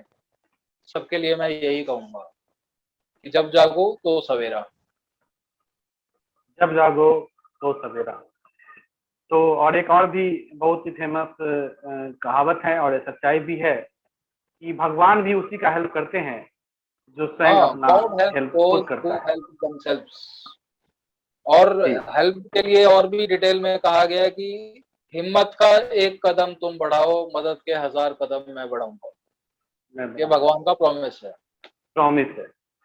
तो इस प्रकार से आपने सुना रोहित भाई को, जो कि एक यूथ कोऑर्डिनेटर हैं, दिल्ली एनसीआर यूथ विंग की सेवाओं से इन्वॉल्व हैं। कैसे एक आर्किटेक्ट होते हुए भी ये टाइम मैनेजमेंट बहुत ही अच्छे तरह से करते हैं, और ये प्रैक्टिकल हम सब ने इनके लाइफ से देखा है। और यही कारण है कि अपनी ये स्पिरिचुअल लाइफ में इतना इन्हांस किया है अपने आप को। कहाँ वो पॉप, मैं देख रहा हूँ कि वो कहाँ वो पॉप म्यूजिक सुनने वाला लड़का युवा आज ब्रह्मा कुमार बनकर हमारे सामने है, और किस तरह से इन्होंने अपने स्पिरिचुअल लाइफ को इन्हांस किया है, एक एस्टेब्लिश किया है। प्रोफेशनल लाइफ में भी एक अच्छे ऑफिसर हैं, एक अच्छे डिजाइनर हैं जो कि आर्किटेक्ट हैं, और पर्सनल लाइफ में भी ये बहुत ही हम्बल हैं, बहुत ही इजी टू एक्सेस हैं। ये प्रोग्राम हमने जब लॉन्च किया उसका अगर देखें पीछे में इंस्पिरेशन तो रोहित भाई हैं। इन्होंने कहा कि अरविंद भाई आप बिहार में बैठे हैं और बिहार के युवाओं के लिए कुछ ना कुछ मोटिवेशनल, चलो भले लॉकडाउन है, घर से कोई बाहर नहीं निकलना है, समय बहुत नाजुक है, ऐसे समय में भी एक मोटिवेशन का केंद्र होना चाहिए ब्रह्मा कुमारी सेंटर। और इसी बीच ब्रह्मा कुमारी यूथ विंग ने global youth for global piece करके एक प्रोजेक्ट लॉन्च किया, और उसी के बैनर तले हमने कई सारे प्रोग्राम्स भारत भर में किए, और हमने भी बिहार में प्रोग्राम लॉन्च किए। और आज वही एक उद्देश्य बना जिसके कारण ये जो मैंने एपिसोड रखा, जिसका नाम है एक रूहानी मुलाकात अननोन वॉरियर्स के साथ। तो ये भी प्रोग्राम समझिए कि यूथ के लिए अगर मोटिवेशन मिला तो रोहित भाई से ही, और इन्होंने मुझे कहा कि कुछ ना कुछ करते रहिए डिजिटल मीडिया पे, तो हमने ये प्रोग्राम लॉन्च किया। तो रोहित भाई का बहुत बहुत धन्यवाद, जिन्होंने बहुत कम समय में हमारे इस इन्विटेशन को स्वीकार किया, और जहां तक बताया कि मेडिटेशन एक ऐसी टूल है, एक ऐसा समझिए कि साइंस दान का एक जैसे दुनिया में इन्वेंशन होता है। आज कोविड वैक्सीन आज सब लगा रहे हैं, और कोविड वैक्सीन में कितना एक साल में रिसर्च हुआ और बहुत सारे लोगों ने बनाया इसको मिलकर, साइंटिस्टों ने, और आज हम लगा रहे हैं अपने सुरक्षा के लिए। उसी प्रकार से मैं समझता हूँ मेडिटेशन एक रामबाण है जिसको आप अपने जीवन में अप्लाई करेंगे, चाहे आप किसी भी क्षेत्र से आते हैं, आप बूढ़े हो, जवान हो, कोर्स में हो, इंडियन आर्मी में हो, चाहे वो किसी बड़े अधिकारी के पोस्ट पे हैं, चाहे किसान के बेटे हैं, या गाँव घर में रहते हैं, या डॉक्टर है, किसी भी प्रोफेशन के लोग इस मेडिटेशन की एक्सपीरियंस को समझ सकते हैं, जान सकते हैं। इसके लिए 7 डेज का कोर्स हमारे ब्रह्मा कुमारी के बहुत सारी शाखाओं पे आज अभी भी अगर आप ऑनलाइन देखेंगे, online meditation course Brahma Kumari, तो किसी न किसी ब्रांचेस द्वारा एक कोर्स ऑनलाइन भी कराया जा रहा है। आप इस कोर्स को अवश्य करें, और कोर्स करने के बाद एक रिसर्च पेपर की तरह इसको ले, क्योंकि एक ज्ञान है, और ज्ञान में तो समझते हैं कि एक ही कॉलेज में हम सभी पढ़ते हैं, कोई फर्स्ट, कोई सेकेंड, कोई थर्ड, कोई स्कॉलर भी लेके जाता है। पढ़ाने वाला एक स्वयं भगवान है, और हम सब इसमें एक्सपीरियंस कर रहे हैं, हम सब स्टूडेंट्स हैं। रोहित भाई हो, चाहे मैं हूँ, चाहे ब्रह्मा कुमारी से जुड़े बहुत सारे जो लोग हैं अपने आप को स्टूडेंट लाइफ ही समझते हैं। तो ऐसे में अगर जुड़ेंगे तो मेडिटेशन मैं समझता हूँ आज के युवाओं के लिए एक पावरफुल टूल बनेगा। मेडिटेशन एक आज के युवाओं के लिए एक नया मोटिवेशन बनेगा। इस जो हालात हैं दुनिया की, जिसमें युवा एडिक्शन की तरफ जा रहे हैं, ड्रग्स की तरफ जा रहे हैं, गलत रास्ते में जा रहे हैं, और गलत रास्ते में फंसकर अपने जीवन को बर्बाद कर रहे हैं, ऐसे समय में भी अगर युवा इस ऑर्गेनाइजेशन से जुड़कर अपनी जो टाइम, एनर्जी और माइंड है उसको अगर इस तरफ मोटिवेट करे, तो मैं समझता हूँ कि उनका जीवन 100% कल्टिवेट होगा, 100% चेंज होगा, और वो इस लाइफ को अच्छे से लीड कर पाएंगे। और ब्रह्मा कुमारी संस्थान इसी के लिए पूरे विश्व में जानी जाती है कि हमारा जीवन जैसा हो वैसा ही हम सबके आसपास का जीवन हो। इसलिए हम कहते हैं कि जब हमारे जीवन में ट्रांसफॉर्मेशन आएगा तो हमें देखकर आसपास के लोग भी ट्रांसफॉर्म होंगे। हम कहते हैं दुनिया चेंज हो, हम कहते हैं गवर्नमेंट चेंज हो, हम कहते हैं समय चेंज हो, नहीं, इन सब की वेट करने की जरूरत नहीं है। अपने आप में चेंज लाएंगे तो भारत का चेंज और भारत विश्व गुरु की तरफ बढ़ता ही जाएगा। और हमारी चेंज लाने की जरूरत है। तो युवाओं से हमारा विशेष पेशकश है कि आप ब्रह्मा कुमारी संस्थाएं जहाँ पे आप जानते हैं, जहाँ भी आप जानते हैं, वहां से आप कोर्स करें और मेडिटेशन एक्सपीरियंस जरूर करें, जिससे कि आपके जीवन में बहुत बहुत फायदा हो। और हम इसी तरह का एपिसोड हर हफ्ते लाते हैं, जिसमें हर एक युवा लीडर, जैसे आज रोहित भाई हमारे साथ दिल्ली रजौरी गार्डन से जुड़े हैं, ऐसे ही युवाओं के साथ जो प्रोफेशनल भी इनहांस है अपने लाइफ में, प्रोफेशनल भी बैलेंस बनाकर चलते हैं, अपनी अच्छी पर्सनल लाइफ भी जी रहे हैं और एक स्पिरिचुअल लाइफ को भी अच्छे से लीड कर रहे हैं, ऐसा ही युवाओं से हम आपको मिलवाते रहेंगे इसी सीरीज में। तो रोहित भाई, अभी एक दो क्वेश्चन है, हम उसको लेंगे क्योंकि चैट बॉक्स में कुछ क्वेश्चन हमारे पास आए हैं दर्शकों के, तो उस क्वेश्चन को हम लेने की कोशिश करेंगे। तो उस क्वेश्चन में एक क्वेश्चन आया है हमारे पास, आप चैट बॉक्स शायद देख सकते हैं, तो इसमें एक कृतिका बहन ने पूछा है कि how to be goal oriented. YouTube से क्वेश्चन है ये, यूट्यूब पे किसी ने पूछा है कि कृतिका जी हैं, how to be goal oriented. तो आप इसके बारे में थोड़ा बताएं।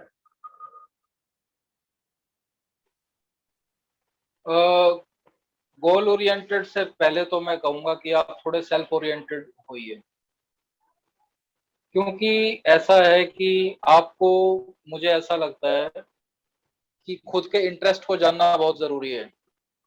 आप अगर अपने इंटरेस्ट को जेन्युइनली पहचानते हैं और वो आपकी इनर क्वालिटीज के अनुरूप है, तो उसके प्रति वर्क करना आपके लिए नेचुरली आसान हो जाएगा, रादर देन कि अगर मान लीजिए किसी दूसरे ने आपको कोई गोल दे दिया, आपसे ये कहा जाए कि आप फॉर एग्जांपल आप बैंक सर्विसेज के एग्जाम की तैयारी करो, एग्जांपल दे रहा हूं मैं आपको, लेकिन आपका खुद का इंटरेस्ट जो है वो स्पोर्ट्स की तरफ है, तो अगर आपका इंटरेस्ट बेसिकली स्पोर्ट्स की तरफ है तो आप बैंक के एग्जाम की तैयारी की तरफ इतना क्यों ध्यान देते हैं? आप अपने जो नेचुरल इंटरेस्ट है उसकी तरफ ही ज्यादा ध्यान दीजिए।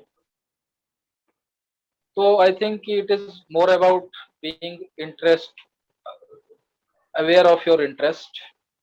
जिसका इंटरेस्ट होगा वो गोल अपने आप बन जाएगा, क्योंकि क्या होता है कि एक हमारी ये ह्यूमन टेंडेंसी रहती है कि जिस चीज को हमने जान लिया और जिसे हम अपना बनाना चाहते हैं उसके वेयर अबाउट्स को जानना, उसके डिटेल्स को जानना हम नेचुरली शुरू कर देते हैं।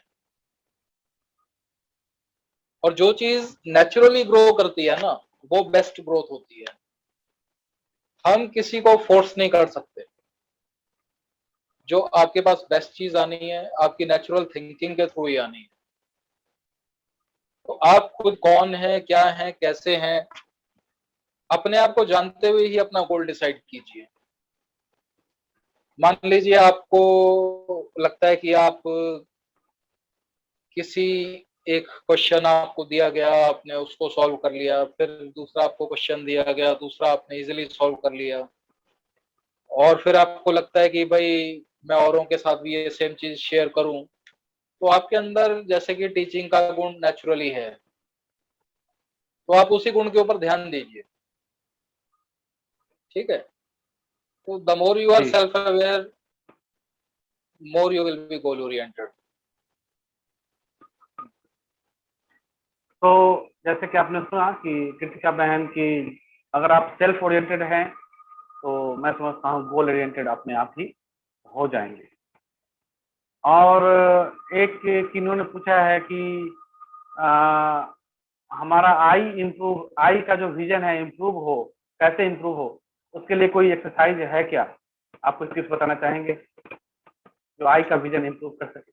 आई का विजन, ऑनेस्टली बताऊं, मेरी आई साइट अभी तक बिल्कुल ठीक रही है। मुझे कभी ऐसा चैलेंज कभी फेस नहीं करना पड़ा कि आई का विजन इम्प्रूव करने के लिए। बट हाँ, जो भी प्रक्रियाएं हैं मैं समझता हूँ आप डॉक्टर से सलाह लीजिए, वही थोड़ा ज्यादा अच्छा बता पाएंगे। ये मेरी फील्ड का क्वेश्चन नहीं है, इसलिए मैं समझता हूँ कि जो राइट पर्सन है आप उसी से कनेक्ट कीजिए। और एक बात राइट। जरूर है कि एक युवाओं से रिलेटेड थोड़ा सा ये बताना चाहता हूँ कि कभी भी आपको अगर लगता है कि आपके शरीर के अंदर कोई प्रकार का कष्ट पैदा हो रहा है, तो उसको लेकर के अवेयर जरूर रहिए।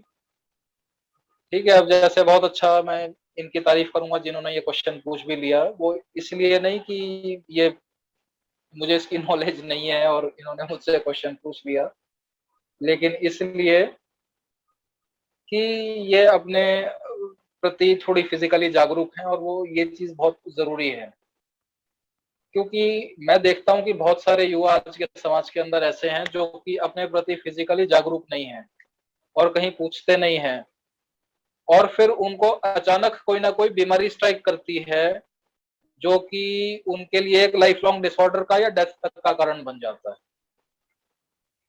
तो इसीलिए सही चीज को सही व्यक्ति के आगे पूछिए। आपने अच्छा किया ये आज इस मंच पे भी पूछ लिया, क्योंकि मुझे इस बात के बहुत अनुभव है। मेरे बहुत युवा सर्कल के ऐसे लोग, उन्होंने अपनी लाइफ जर्नी जो थी युवा काल के अंदर ही वो समाप्त कर बैठे। उसका कारण यही था कि वो अपनी बॉडी के प्रति जागरूक नहीं थे, बहुत ज्यादा ओवरवर्क करते थे। ओवरवर्क करते करते बॉडी थकती थी, लेकिन उस थकती हुई बॉडी को नहीं अटेंड किया। उससे रिलेटेड जो मेडिकेशन चाहिए था वो मेडिकेशन नहीं लिया। उसके कारण उनको अचानक हेमरेज हो गया, लकवा मार गया, अचानक उनका बीपी बहुत ज्यादा बढ़ गया, हार्ट फेल हो गया। ऐसे ऐसे केसेस आज के समय के अंदर बहुत हैं। तो इन्होंने चाहे प्रश्न गलत पूछा है, लेकिन सबके कल्याण का जरूर पूछ लिया है। धन्यवाद आपको। चलिए तो चलिए, कोशिश तो रही रहती है कि रिलेटेड टू सब्जेक्ट क्वेश्चन पूछे, लेकिन चलो इन बहन ने क्वेश्चन पूछा।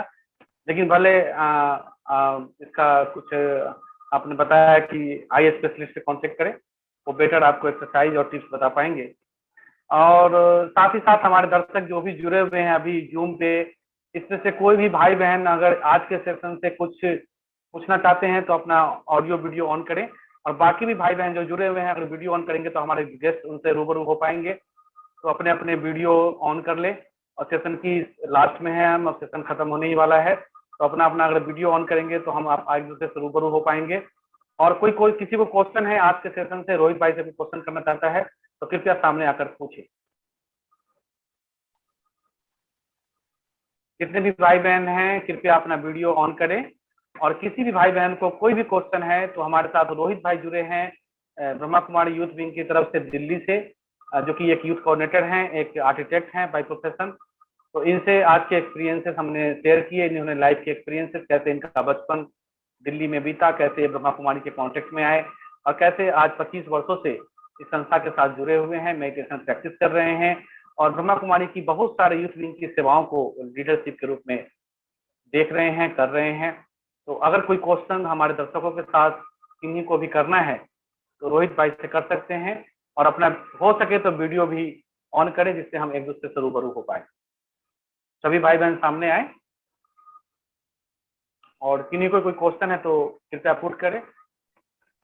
ओम शांति भैया। को फिर अब भैया हम उनसे फेसबुक आईडी जानना चाह रहे पहले हैं। आप परिचय देंगे, पहले अपना परिचय देंगे, फिर रोहित भाई से क्वेश्चन करें। जी ओम शांति भैया। ओम शांति। हम ज्ञान में लास्ट ईयर से ऑनलाइन से जुड़े हैं। अरविंद भाई जी निमित्त हैं हमको ज्ञान देने में। जी जी भाई जी हमको ज्ञान दिए हैं ऑनलाइन, उसके बाद से कंटिन्यू हम सुन रहे हैं, मेडिटेशन कर रहे हैं, मुरली कभी मिस नहीं करते हैं। बहुत अच्छा लगता है। बहुत लाइफ में चेंजेस भी बहुत आया है, चैलेंजेस आता है उसको बहुत अच्छे से एक्सेप्ट कर लेते हैं। बहुत अच्छा। देखिए हमारा जो पहला साल होता है वो बहुत क्रूशियल होता है, ये चीज मैंने अपने साथ भी नोट की है, और हमें ये गाइड भी किया गया है।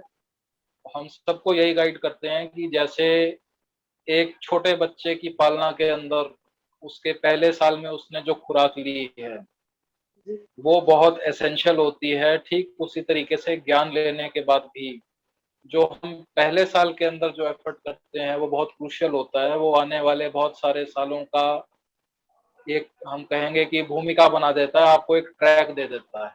तो पहले साल के अंदर आप जितना अच्छा करेंगे आने वाले समय के लिए आपके लिए वरदान सिद्ध होगा। प्रीति बहन आपका क्वेश्चन क्या है? जी भैया क्वेश्चन था कि फेसबुक आईडी इनका चाह रहे थे, कभी हाँ कुछ फेसबुक आईडी आप जी अरविंद भाई से ले लीजिए। वैसे हमारा एक फेसबुक पेज चलता है BK youth events Delhi zone के नाम से, BK youth events Delhi zone के नाम से। हाँ BK youth event Delhi zone.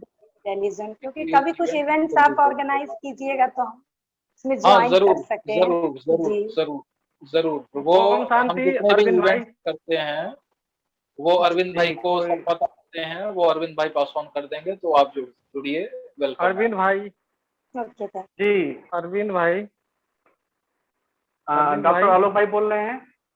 जी। ओम शांति। अपना वीडियो में आइए, वीडियो सामने आइए। जी जी। जी फिर हाँ, जी ओम शांति। भाई जी जी से पूछिए एक क्या सवाल है पूछना है। मेरा कि जैसे हम लोग यूथ हैं और भी पहले आलोक भाई, डॉक्टर आलोक भाई परिचय दीजिए, फिर भाई जी से क्वेश्चन कीजिए। ओम शांति। अरविंद मैं भाई इनका डॉक्टर। वीडियो मैं देख नहीं पा रहा हूँ, ये अच्छा कहाँ इनका पर है? वीडियो, हाँ मतलब मैं आप जरा एक हाईलाइट सेकंड, करेंगे क्या? इनको हाईलाइट कर हाँ दीजिए मैं प्लीज। इनको स्पॉटलाइट कर देता हूँ। हाँ स्पॉटलाइट हाँ कर, हाँ, स्पॉटलाइट कर दीजिए। जी अभी अभी आप देख पा रहे हैं। हाँ हाँ आलोक भाई जी कहिए। बताइए। ओम शांति भाई जी। ओम शांति आलोक भाई। Good evening. मैं भी एक यूथ हूँ और यूथ विंग से जुड़ना चाहता हूँ और बाकी भी यूथ को ब्रह्मा कुमारी के प्रति, मेडिटेशन योग के प्रति इंस्पायर करना है। वैसे मेरा परिचय डॉक्टर आलोक कुमार है। मैं मुजफ्फरपुर से ही पढ़ाई किया हूँ, बिहार यूनिवर्सिटी से आयुर्वेद का, और यहाँ जी मेरा जी जी आयुर्वेद का क्लिनिक है। मैं लोगों का। जी। आपका माइक माइक म्यूट हो गया है आलोक भाई। आलोक भाई आपको सुन नहीं पा रहे हैं, प्लीज अनम्यूट कीजिए अपने आप को। आपका माइक म्यूट हो गया है, तो माइक अनम्यूट करिए। आपका माइक म्यूट हो गया है, उसको अनम्यूट करके बात करें। जितना अरविंद भाई मैं समझ पा रहा हूँ, ये कह रहे हैं कि हम युवाओं को ब्रह्मा कुमारी के साथ कैसे जोड़ें। कैसे तो जी आपको हम बता दें कि जितने भी प्रोग्राम्स हैं आज के समय में, जितने भी हो रहे हैं नेशनल लेवल पर, वो सबका हाँ आलोक भाई आ गए हैं। जी बताइए क्या पूछना चाह रहे सॉरी, हैं। कुछ नेटवर्क इशू हो गया था। जी बताइए। हाँ कोई बात नहीं। भाई जी, जैसे हम लोग ज्ञान में चल रहे हैं, योग करते हैं, मेडिटेशन करते हैं, मुरली सुनते हैं, सेंटर भी जाते हैं और काफी अच्छा लगता है, लेकिन कभी कभी ऐसी परिस्थितियां भी आती है कि लगता है कि ये सब बेकार है। बहुत लोग इसके प्रति निगेटिव थॉट भी दिमाग में डालते हैं कि आप अपना काम धंधा छोड़कर आप कहाँ जा रहे हैं, सब क्या कर रहे हैं आप अपना। ये सब उम्र है कोई अभी जाने का। ये सब लोग 50-60 के बाद जाते हैं रिटायरमेंट लेने के बाद। और घर के लोग का भी कुछ लोगों का कमेंट होता है, कुछ फ्रेंड सर्कल का, हम बोलते हैं कि मैं अब शाकाहारी हो गया हूँ, ऐसे चीजें, तो लोग हंसते भी हैं। और जैसे कभी कभी नेटफ्लिक्स, अमेजन प्राइम, कुछ मूवीज, जैसे मैं चाहता हूँ कि मैं टीवी मूवीज नहीं देखूं, ओनली स्पिरिचुअल नॉलेज सब, फिर भी कभी कभी मन में आता है इस सब चीज को छोड़ते हुए फिर मैं उधर भी जाता हूँ, फिर इधर भी आता हूँ। इस तरह का मतलब उथल पथल चलते रहता है लाइफ में। तो आप एक यूथ आइकन होने के साथ हम लोग को इसके माध्यम से क्या जानकारी देंगे कि मैं अडोल स्थिति में कैसे रहूं। अच्छा आलोक भाई, ऐसा है कि अपने इस जीवन के अंदर हमको कुछ एक बातों को बिल्कुल पक्का करना है। हो सकता है कि वो बातें पक्का होने के अंदर समय लें, जिसमें के अंदर मैं पहले पहले कहूंगा कि एक तो सुबह 4 बजे उठकर योग अभ्यास करना, जैसे कि हम ब्रह्म मुहूर्त या अमृत वेला कहते हैं। आप इस चीज को फर्स्ट ऑफ ऑल पक्का कीजिए, ठीक कभी है। कभी करता और हूँ, कभी दूसरी कभी मिस बात, हो जाता है। हाँ वो उसको मिस मत कीजिए। आप चाहे उठिए जरूर, कुछ भी जी हो जाए, इन एनी केस उठिए और इसको एक नियमबद्ध तरीके से कीजिए। जी क्योंकि अगर आप कोई चीज जब तक नियमबद्ध तरीके से नहीं करेंगे, तब तक आत्मा उसे स्वीकार नहीं कर पाएगी। जी जो वीकनेस है वो वीकनेस की वीकनेस बनी रहेगी। अगर आप चाहते हैं कि आप किसी भी चीज को फास्ट ट्रैक से पार करें, किसी भी प्रकार के विघ्न को अगर आपको उड़ती कला से पार करना, जैसे कि बाबा वाणियों में कहते हैं, वो करना चाहते हैं, तो आपको अपना अमृत वेला और मॉर्निंग की क्लास, आपको इसी के साथ दिन शुरू करना है, बाकी सब चीजें छोड़ देनी है। पहले ये जब तक आपकी दो चीजें पक्की होंगी, ये दो चीजें पक्की होने के बाद बाकी का सक्सेस इनके पीछे आना है। अगर आप चाहते हैं कि ज्ञान में बहुत अच्छा जाए, वेलकम, अच्छा थॉट है, जरूर कीजिए, किसी की कोई रोक टोक नहीं है। और दूसरी बात, जहां तक कि लोगों को कन्विंस करना है, कन्विंस अगर आप करना चाहते हैं, मैं आपको अपने अनुभव से बताता हूं कि जब मैं ज्ञान के अंदर आया, ज्ञान के पहले साल के अंदर अंदर उस समय पर जितना लिटरेचर छप चुका था वो सारा लिटरेचर मैंने पढ़ लिया था, और वो मुझसे कोई क्वेश्चन पूछता था तो मेरे पास आंसर तैयार होता था, इसीलिए कोई मुझे चैलेंज नहीं कर सका। इसीलिए मैं आपको भी कहता हूं कि आजकल जो रिवाज थोड़े ज्यादा हो गए हैं वो ये हैं कि हम लोग थोड़े गीत सुन लें, ये लीड लगा करके 24 घंटे रखें, और इसके अलावा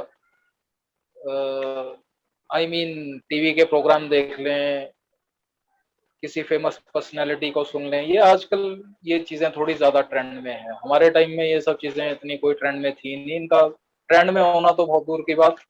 कोई ब्रह्मा कुमारी इसका टीवी पे भी प्रोग्राम आता हुआ मुझे नहीं लगता कि सन 2000 तक मैंने कभी सुना या देखा था। तो हमारा जो एकमात्र साथी था उस समय में लिटरेचर था, और लिटरेचर मैं पढ़ पढ़ करके मुझे ज्ञान लेने की प्रेरणा हुई थी, और ज्ञान मिलते ही मैंने उसका सारा का सारा कोर्स बहुत ही थोड़े समय में खत्म कर दिया, जिससे कि बिल्कुल बुद्धि के कपाट खुल गए। और कभी ये प्रश्न नहीं उठा कि कोई मुझे कहेगा कि 50 साल में जाओ या आप 60 साल 70 साल के बाद ये काम करो। आप उनसे पूछिए कि जो 50 60 70 साल वाले हैं उनमें से कितने लोग ऐसे हैं जो कि आध्यात्मिकता के मिसाल बने हुए हैं, वो जरा हाथ खड़ा करके बताएं, कितने लोग हैं ऐसे 50 60 70 साल वाले? आप काउंटर क्वेश्चन कीजिए उनको। आपके पास एक अच्छा लॉजिक हमेशा तैयार रहना चाहिए। तो इसीलिए जो लॉजिक झूठे हैं, आपको पथ भ्रमित करने वाले हैं, ऐसे लॉजिक्स को बिल्कुल दरकिनारा कर दीजिए, ऐसे लोगों का संगत छोड़ दीजिए। हमको तो बड़े स्ट्रिक्ट इंस्ट्रक्शन दादी के हुआ करते थे कि आप कभी भी किसी ऐसे व्यक्ति के संगत में मत आओ, या उसकी पालना करने की भी आप ज्यादा कोशिश मत करो जो कि ज्ञान के बेसिक प्रिंसिपल्स के विपरीत हो। लेकिन आप ये मत समझिए कि मैं आपसे ये कह रहा हूँ कि अगर आपके घर वाले विपरीत हैं तो आपको सेम वही ट्रीटमेंट उसको देना है, ऐसा नहीं है। घर वालों के साथ आपको संतुलन बना करके चलना होगा, और जो आप इस ज्ञान के माध्यम के द्वारा सीख रहे हैं, बहुत ही सहिष्णुता पूर्वक और बहुत ही रिगार्ड एंड रिस्पेक्ट के साथ आपको चलते हुए अपने आप को, क्योंकि देखो ऐसा है कि अच्छी चीज को एक अच्छे तरीके से ही प्रूव किया जा सकता है, ठीक है। इस बात को हमको फंडामेंटली लेकर के चलना होगा। तो सुना आलोक भाई, शुक्रिया भाई जी, बहुत बहुत शुक्रिया। ओके। एक और भी हमारे यहाँ कहावत है कि लोगवा का कही, लोग क्या कहेंगे इसलिए आप लोग तो कहते ही कपड़े पहनते हैं। लोग तो कह, कुछ तो लोग एक गाना भी है, कुछ तो लोग कहेंगे लोगों का काम है कहना। देखिए, जिस चीज को करने के लिए आपका मन आतुर है, जिस चीज को करने के लिए आपका मन प्रफुल्लित होता है, जिस मेडिटेशन और जिस ज्ञान में आने के बाद आपका जीवन अच्छा हो रहा है, उसमें जाने के लिए अगर कोई आपको कमेंट करता है, कोई कॉम्प्लीमेंट कर देता है या कोई टांग भी खींचता है, तो कहीं ना कहीं वो आपके अपलिफ्टमेंट के लिए ही ऐसा करता है। क्योंकि स्वामी विवेकानंद ने एक बड़ा अच्छा कोट उनका मैं सुनता हूँ और हमेशा याद रहता है कि कोई आपके अगर अवगुण को भी निकालता है तो आपका सबसे बड़ा अच्छा डॉक्टर है, क्योंकि आपके अवगुण के बारे में आपको पता नहीं होता है, आपकी डिफेक्ट के बारे में आपको पता नहीं होता है, आपकी बुराइयों के बारे में आपको पता नहीं होता है, आपकी अच्छाइयों के बारे में भी आपको पता नहीं होता है, लेकिन ये वो एक दोस्त बनकर, एक सखा बनकर आपकी बुराइयों को आपके सामने रखता है। तो उसका धन्यवाद कीजिए कि थैंक यू दोस्त, आपने मेरे अंदर की जो बुराइयां हैं, जो अंदर की जो कमियां हैं, उनको आगे लाने की कोशिश की और मुझे दिखाया अपने आंखों से, इन बुद्धि की आंखों से। तो ऐसे लोग भी आपको अपलिफ्ट करते हैं। आज दुनिया में बहुत सारे सक्सेस एग्जाम्पल है कि अगर ऐसा नहीं हुआ तो होता तो आज ऐसा नहीं होता। आपको पता है स्टीव जॉब्स जो एप्पल कंपनी के फाउंडर थे, उनको अपनी ही कंपनी से फायर कर दिया गया था, और फिर उन्होंने, उनके बाद उनका पेंक्रियाज कैंसर हुआ और उन्होंने फिर नेक्स्ट एक कंपनी बनाया, फिर एक बनाया, एक एनिमेशन कंपनी बनाई, और आज के डेट में एप्पल कंपनी वर्ल्ड की फेमस कंपनियों में आती है। तो जब लाइफ में कोई पत्थर नहीं मारे, लाइफ में कोई इंसिडेंस नहीं हो, लाइफ में कोई रुकावट नहीं हो, तो फिर रेस नहीं पकड़ता गाड़ी, जीवन की गाड़ी। तो अपनी दृढ़ संकल्प रखें और जिस लक्ष्य को लेकर चल रहे हैं उसको लक्ष्य को ले। लिटरेचर पढ़े, ब्रह्मा कुमारी की बहुत सारी किताबें हैं, जगदीश भाई जी की लिखी हुई, प्रभु प्रेम के परवाने हैं, एक अच्छी किताब है, दादियों के अनुभव हैं, उन सबको देखे सुने और फिर अपने लाइफ को एक लीडिंग क्वालिटी की तरफ जिए। तो आलोक भाई आपको मैं समझता हूँ आंसर मिल गया होगा। और भी कोई भाई बहन कोई क्वेश्चन करना चाहेंगे? हमारे साथ एक प्रकाश भाई जुड़े हैं हरिद्वार से, हरि का द्वार हरिद्वार। प्रकाश भाई को मैं बहुत दिनों से जानता हूँ और ये भी एक अच्छे कंपनी में जॉब करते हैं आज के डेट में। तो प्रकाश भाई आप कुछ बोलना चाहेंगे तो आप आइए सामने, हमारे रोहित भाई हैं। और जी ओम शांति अरविंद भाई। ओम शांति भाई साहब। ओम शांति रोहित भाई। ओम शांति भाई ओम साहब। शांति। बड़ा अच्छा लगा आज ऐसी बाबा के महान विभूतियों को देख के और सामने रूबरू, वर्चुअल मीडिया ही सही लेकिन एक वाइब्रेशंस मैं फील कर रहा हूँ अरविंद भाई से और रोहित भाई से और सभी भाई बहनों से। जो हमारा टॉपिक है अरविंद भाई, अननोन वॉरियर। तो रोहित भाई तो मेरे लिए नॉन वॉरियर है, ये अननोन वॉरियर नहीं है आई होप, क्योंकि मैं रोहित भाई से ओआरसी में लगभग मुझे याद है 2007 या 8 में मिला हूँ रोहित भाई से, जब यूथ के प्रोग्राम्स हुआ करते थे, जब मैं नोएडा था और अरविंद भाई भी उस समय वहीं पर थे। तो अनुषा दीदी भी वहां पर थे उस समय, तो काफी अच्छा प्रोग्राम हुआ था वो, और उस समय मैंने रूबरू किया था रोहित भाई से। उसके बाद मेरी मुलाकात नहीं हुई, लेकिन आज वो फिर बाबा ने वो दिन आज हो गई। कि आज हाँ जी, अरविंद भाई ने एक उस मुहिम को आगे चलाते हुए बहुत ही सुंदर और अच्छा लगा। आज का थ्रू आउट द प्रोग्राम बहुत अच्छा है और जो एक्सपीरियंस शेयर होता है ये कहीं ना कहीं अवेकनिंग लाता है हमारे अंदर से और आई ओपनर होता है। तो अभी जो आलोक भाई ने पूछा था कि 50-60 की एज में लोग बोलते हैं कि स्पिरिचुअल लाइफ ज्वाइन करना चाहिए, तो सेम अरविंद भाई ने भी कहा था कि स्वामी विवेकानंद का उनको बचपन से हमने सुना है, तो कुछ कोट उनके है कि कहा गया कि स्पिरिचुअल लाइफ जो बचपन में जिसने ज्वाइन कर लिया वो डायमंड है, और यंग एज में जो ज्वाइन करता है वो गोल्डन है, गोल्ड है, और 30-40 के बाद करता है वो कॉपर है, फिर 60-70 के बाद जो करता है वो आयरन है, उसे कब जंग लग जाएगा पता ही नहीं। तो ये एक आंसर हो सकता है और आप डायमंड ही है, हम सब बच्चे डायमंड ही बाबा ने कहीं चूज किया है हमें।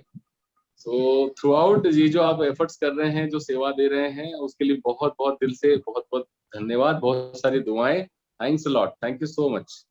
थैंक यू अरविंद भाई, थैंक यू रोहित भाई, थैंक यू प्रकाश भाई, थैंक यू प्रकाश भाई। प्रकाश भाई को मुझे इसलिए याद आया रोहित भाई की, जब मैं नोएडा में था तो एक डिजिटल मीडिया शुरुआत हुई थी, व्हाट्सएप ग्रुप। तो उस समय व्हाट्सएप में शायद 50 से 56 लोग जुड़ पाते थे और हमने एक ग्रुप खोला, उसका नाम था संगम युग। तो आज भी निर्विघ्न वो ग्रुप चल रहा है। उस जमाने में जब व्हाट्सएप शुरू हुआ था, शुरुआत की दौर थी। ओके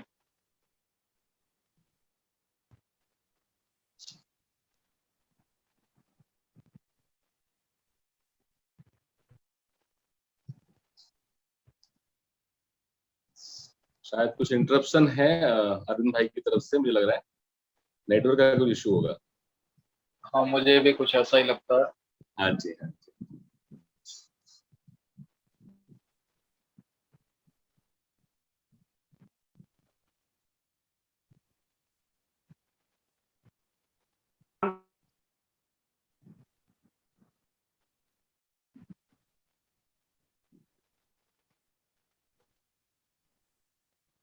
जी आप म्यूट है, आप म्यूट पर है अरविंद भाई। हाँ जी। तो इस प्रकार से उस दिन को याद, तब ये मुझे प्रकाश भाई मुझे एनर्जी सोल बोलते थे। यस, आज भी बोलते हैं आज भी बोलते हैं आपको, आज भी याद करते हैं हम एनर्जी सोल के नाम से। ये समझिए कि 10 साल पुरानी घटना है। तो बहुत बहुत धन्यवाद प्रकाश भाई, आप हमारे साथ हरिद्वार से जुड़े। और भी कोई पार्टिसिपेंट्स हैं जो फटाफट कोई क्वेश्चन पूछना चाहें तो सामने आ सकते हैं, और कृपया सामने आए। शिव कुमार जी कोई क्वेश्चन पूछना चाहते हैं? आप आए थे। और शिव कुमार जी। भाई जी ओम शांति। ओम एक शांति। सेकेंड, आपको मैं स्पॉटलाइट में ऐड करता हूँ, फिर आप क्वेश्चन पूछेंगे अपना। जी रोहित भाई जी, अरविंद भाई जी, जितने भाई जी जुड़े हुए हैं सबको ओम शांति।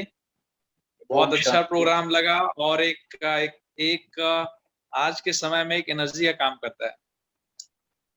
और मेरा एक ही क्वेश्चन है, मैं काफी सौभाग्यशाली हूँ कि मैं जब ज्ञान में 1.5 साल पहले आया, बाद में मेरी धर्मपत्नी भी आ गई और उनका हमेशा से एक ही शिकायत रहता है कि मुझे बाबा दिखाई नहीं देते। मैं तो रोहित भाई जी से एक पूछना चाहता हूँ कि उसके लिए मैं क्या उन अपने युगल को कहूँ कि वो भी मैं जितना हूँ वो भी इस बाबा के साथ उनका स्नेह जुड़ जाए। कि अमृत वेले तो वो भी उठती हैं, लेकिन कहती उठती तो हूँ लेकिन मुझे बाबा दिखाई नहीं देते। ये मैं उनका दिखाई देंगे, उनको संबंध जोड़ो। मेरी जितनी समझ है कि जब तक संबंध बाबा से जुड़ेगा नहीं, बाबा दिखाई देंगे नहीं और वो अनुभूति नहीं हो पाएगा। तो आप उनके लिए क्या बताना चाहेंगे, क्या सलाह देना चाहेंगे रोहित भाई जी? देखिए, बाबा से अगर हमको जुड़ना है तो पहली बात हमको बाबा की श्रीमत को पूरी तरीके से समझना पड़ेगा, उसको ऊपर इम्प्लीमेंट करना पड़ेगा और हमारे अंदर जो जरूरी करेक्शंस हमको करने हैं उसको हमें बहुत ऑनेस्टली करना पड़ेगा। तो सुबह उठते बाबा को एक तो गुड मॉर्निंग जरूर कीजिए, बाबा की ही बातें सुनिए और सारा दिन की दिनचर्या जब रात को समेटते हैं तो वो एक कागज पर लिखकर बाबा के हवाले जरूर कर दीजिए, ठीक है? क्योंकि जो हमारे मन के अंदर जो अक्सर करके बातें जो हमको दिक्कत डालती हैं, जो हमको बाबा से कनेक्शन जोड़ने में रोकती हैं, जो मैंने अपनी दिनचर्या के अंदर या अपने जीवन के अनुभव के अंदर देखा है, वो यही होता है कि जो बात हमने बाबा को नहीं बता रखी वही बात कनेक्शन के अंदर बीच में आके खड़ी हो जाती है। तो अपने मन की खुद जांच करें और लगता है कि कोई भी बात हमारे और बाबा के बीच में है तो बाबा को या तो आप डेडिकेटेडली उसके लिए पत्र लिखें, ठीक है? तो पत्र लिखें और थोड़ा सा अपना जरा साधना का समय कितना है, आज के समय प्रमाण तो मैं समझता हूँ कि कम से कम योग तो 1.5 से 2 घंटा योग तो जरूर होना ही चाहिए। अगर इतना योग नहीं है तो जरूर प्रॉब्लम बीच में आएगी। और कर्मयोगी जीवन के अंदर हमारी खुद की स्थिति कितनी शक्तिशाली है, इस चीज की भी चेकिंग करें, क्योंकि कर्म के अंदर अगर कहीं ना कहीं किसी प्रकार की गफलत हो रही है तो क्योंकि हम सबकी स्थितियां कुछ ऐसी थी शुरू के अंदर, क्योंकि जब तक आत्मा तमो प्रधान फेज के अंदर है हम सब जानते हैं और तमो प्रधान आत्मा को कनेक्शन जोड़ने में दिक्कत होती है। और आप भी क्योंकि अभी नए नए जुड़े हैं तो अभी भी आपको थोड़ी सी मेहनत तो अपने ऊपर करनी पड़ेगी जिससे कि आप अपने याद की यात्रा को बिल्कुल स्थिर बना पाए। तो थोड़ा थोड़ा आप मेहनत करते जरूर चलिए, बाबा के टच में रहिए, बाबा से बातें कीजिए। ये नहीं कि उसी समय बैठ करके बात करनी है, लेकिन बाबा तो सारे दिन आपके लिए ओपन है। जी भाई। तो ऐसा मत समझिए कि जब योग में बैठ रहे हैं तभी योग करना है, लेकिन कर्म के दौरान भी आप किस स्थिति के साथ कर्म कर रहे हैं, कई बातें होती हैं। वो तो किसी से व्यक्तिगत जुड़ के ही मैं समझता हूँ कि ज्यादा अच्छा उत्तर दे पाऊंगा, लेकिन होल सोल उत्तर सारी बात का यही है। बहुत धन्यवाद भाई जी आपका। तो बहुत शुक्रिया। थैंक यू शिव भाई, और थैंक यू ऑल पार्टिसिपेंट, और थैंक यू परमपिता परमात्मा का। हमारा मेडिटेशन टाइम भी बस होने ही वाला है। तो थैंक यू रोहित भाई, आप हमसे जुड़े, बहुत सारे लोगों का आपने क्वेश्चन का आंसर भी दिया, अपनी लाइफ जर्नी से भी हम सबको रूबरू कराया, और साथ ही साथ एक इंस्पिरेशन हम सबको अभी मिल रहा है, एक मोटिवेशन मिल रहा है। तो इन सब के लिए सभी दर्शकों की तरफ से, सभी बिहार ही नहीं पूरे भारतवर्ष से जो हमारे युवा साथी जुड़े हैं, डॉक्टर्स, अलग अलग प्रोफेशन के लोग जुड़े हैं हमारे साथ, सबको धन्यवाद। यूट्यूब पे भी बहुत सारे लोगों ने देखा है, और क्योंकि ये सेशन रिकॉर्डेड है तो आने वाले कल में भी आपको देखते ही रहेंगे यूट्यूब पे। यूट्यूब पे हमारा चैनल का नाम है मधुर झंकार।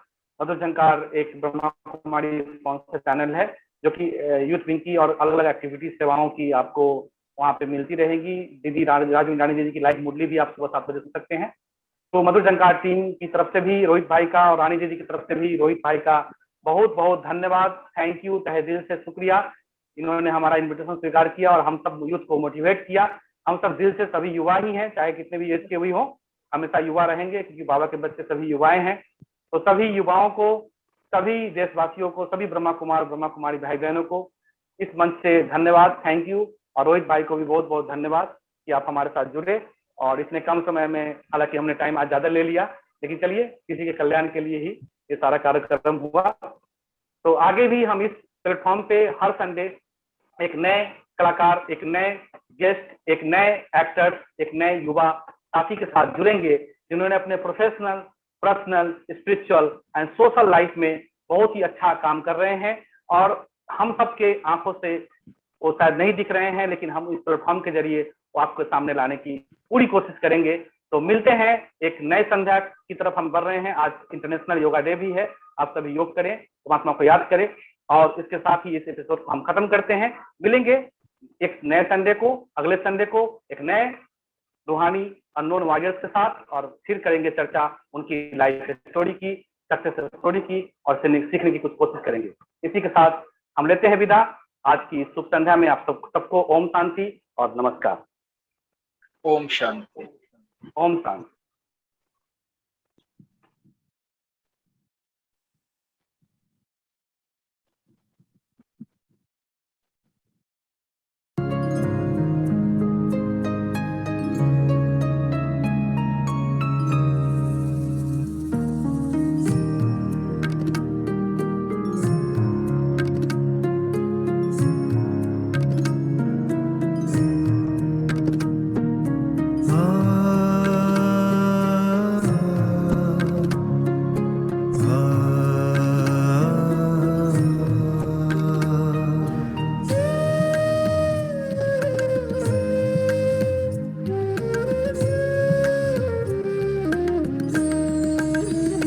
प्रभु तेरे वतन का अनुभव जो कर लेता एक बार, प्रभु तेरे वतन का अनुभव जो कर लेता एक बार, उसका तो मन हो जाता है सभी हदों से पार। प्रभु तेरे वतन का अनुभव जो कर लेता एक बार, प्रभु तेरे वतन का अनुभव जो कर लेता एक बार।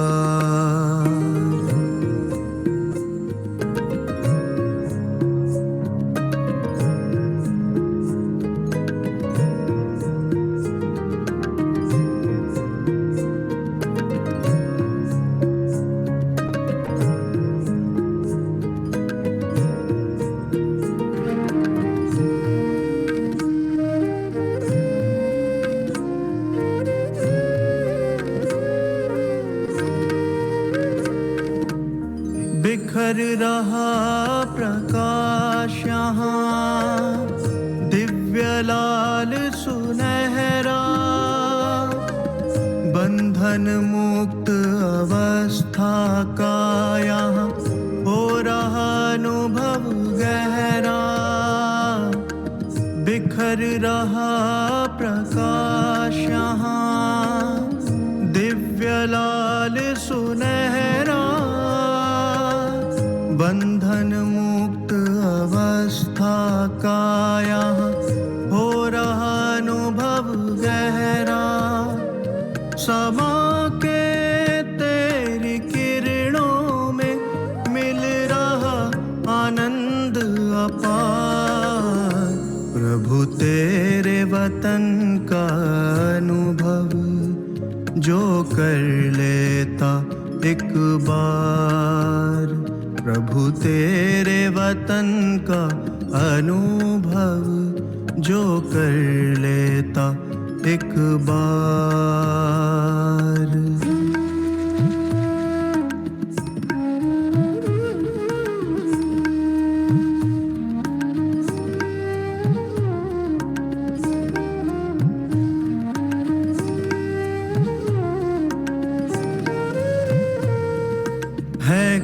कितनी मनमोहक यहाँ तुमसे मिलन की बेला, अतीन्द्रिय सुख का सागर ये तेरा परलोक सुहेला है। कितनी मनमोहक यहाँ तुमसे मिलन की बेला, अतीन्द्रिय सुख का सागर ये तेरा परलोक सुहेला। संपूर्ण स्वरूप की अनुभूति का ये अद्भुत संसार, प्रभु तेरे वतन का अनुभव जो कर लेता एक बार, प्रभु तेरे वतन का अनुभव जो कर लेता एक बार।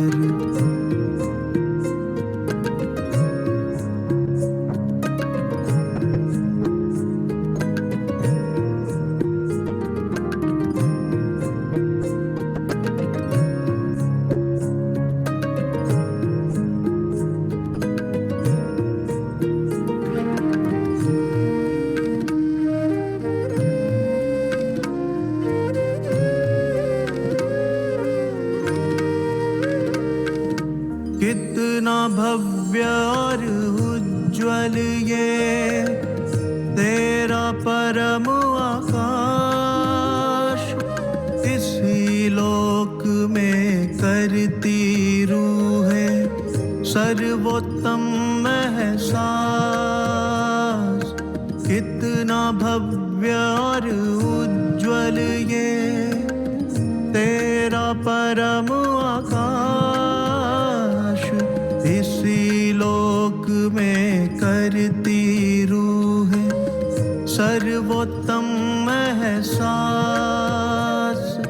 मन की आंखें करती रहती बस इसका दीदार, प्रभु तेरे वतन का अनुभव जो कर लेता एक बार, प्रभु तेरे वतन का अनुभव जो कर लेता एक बार, प्रभु तेरे वतन का अनुभव जो कर लेता एक बार, प्रभु तेरे वतन का अनुभव जो कर लेता एक बार, प्रभु तेरे वतन का अनुभव जो कर लेता एक बार।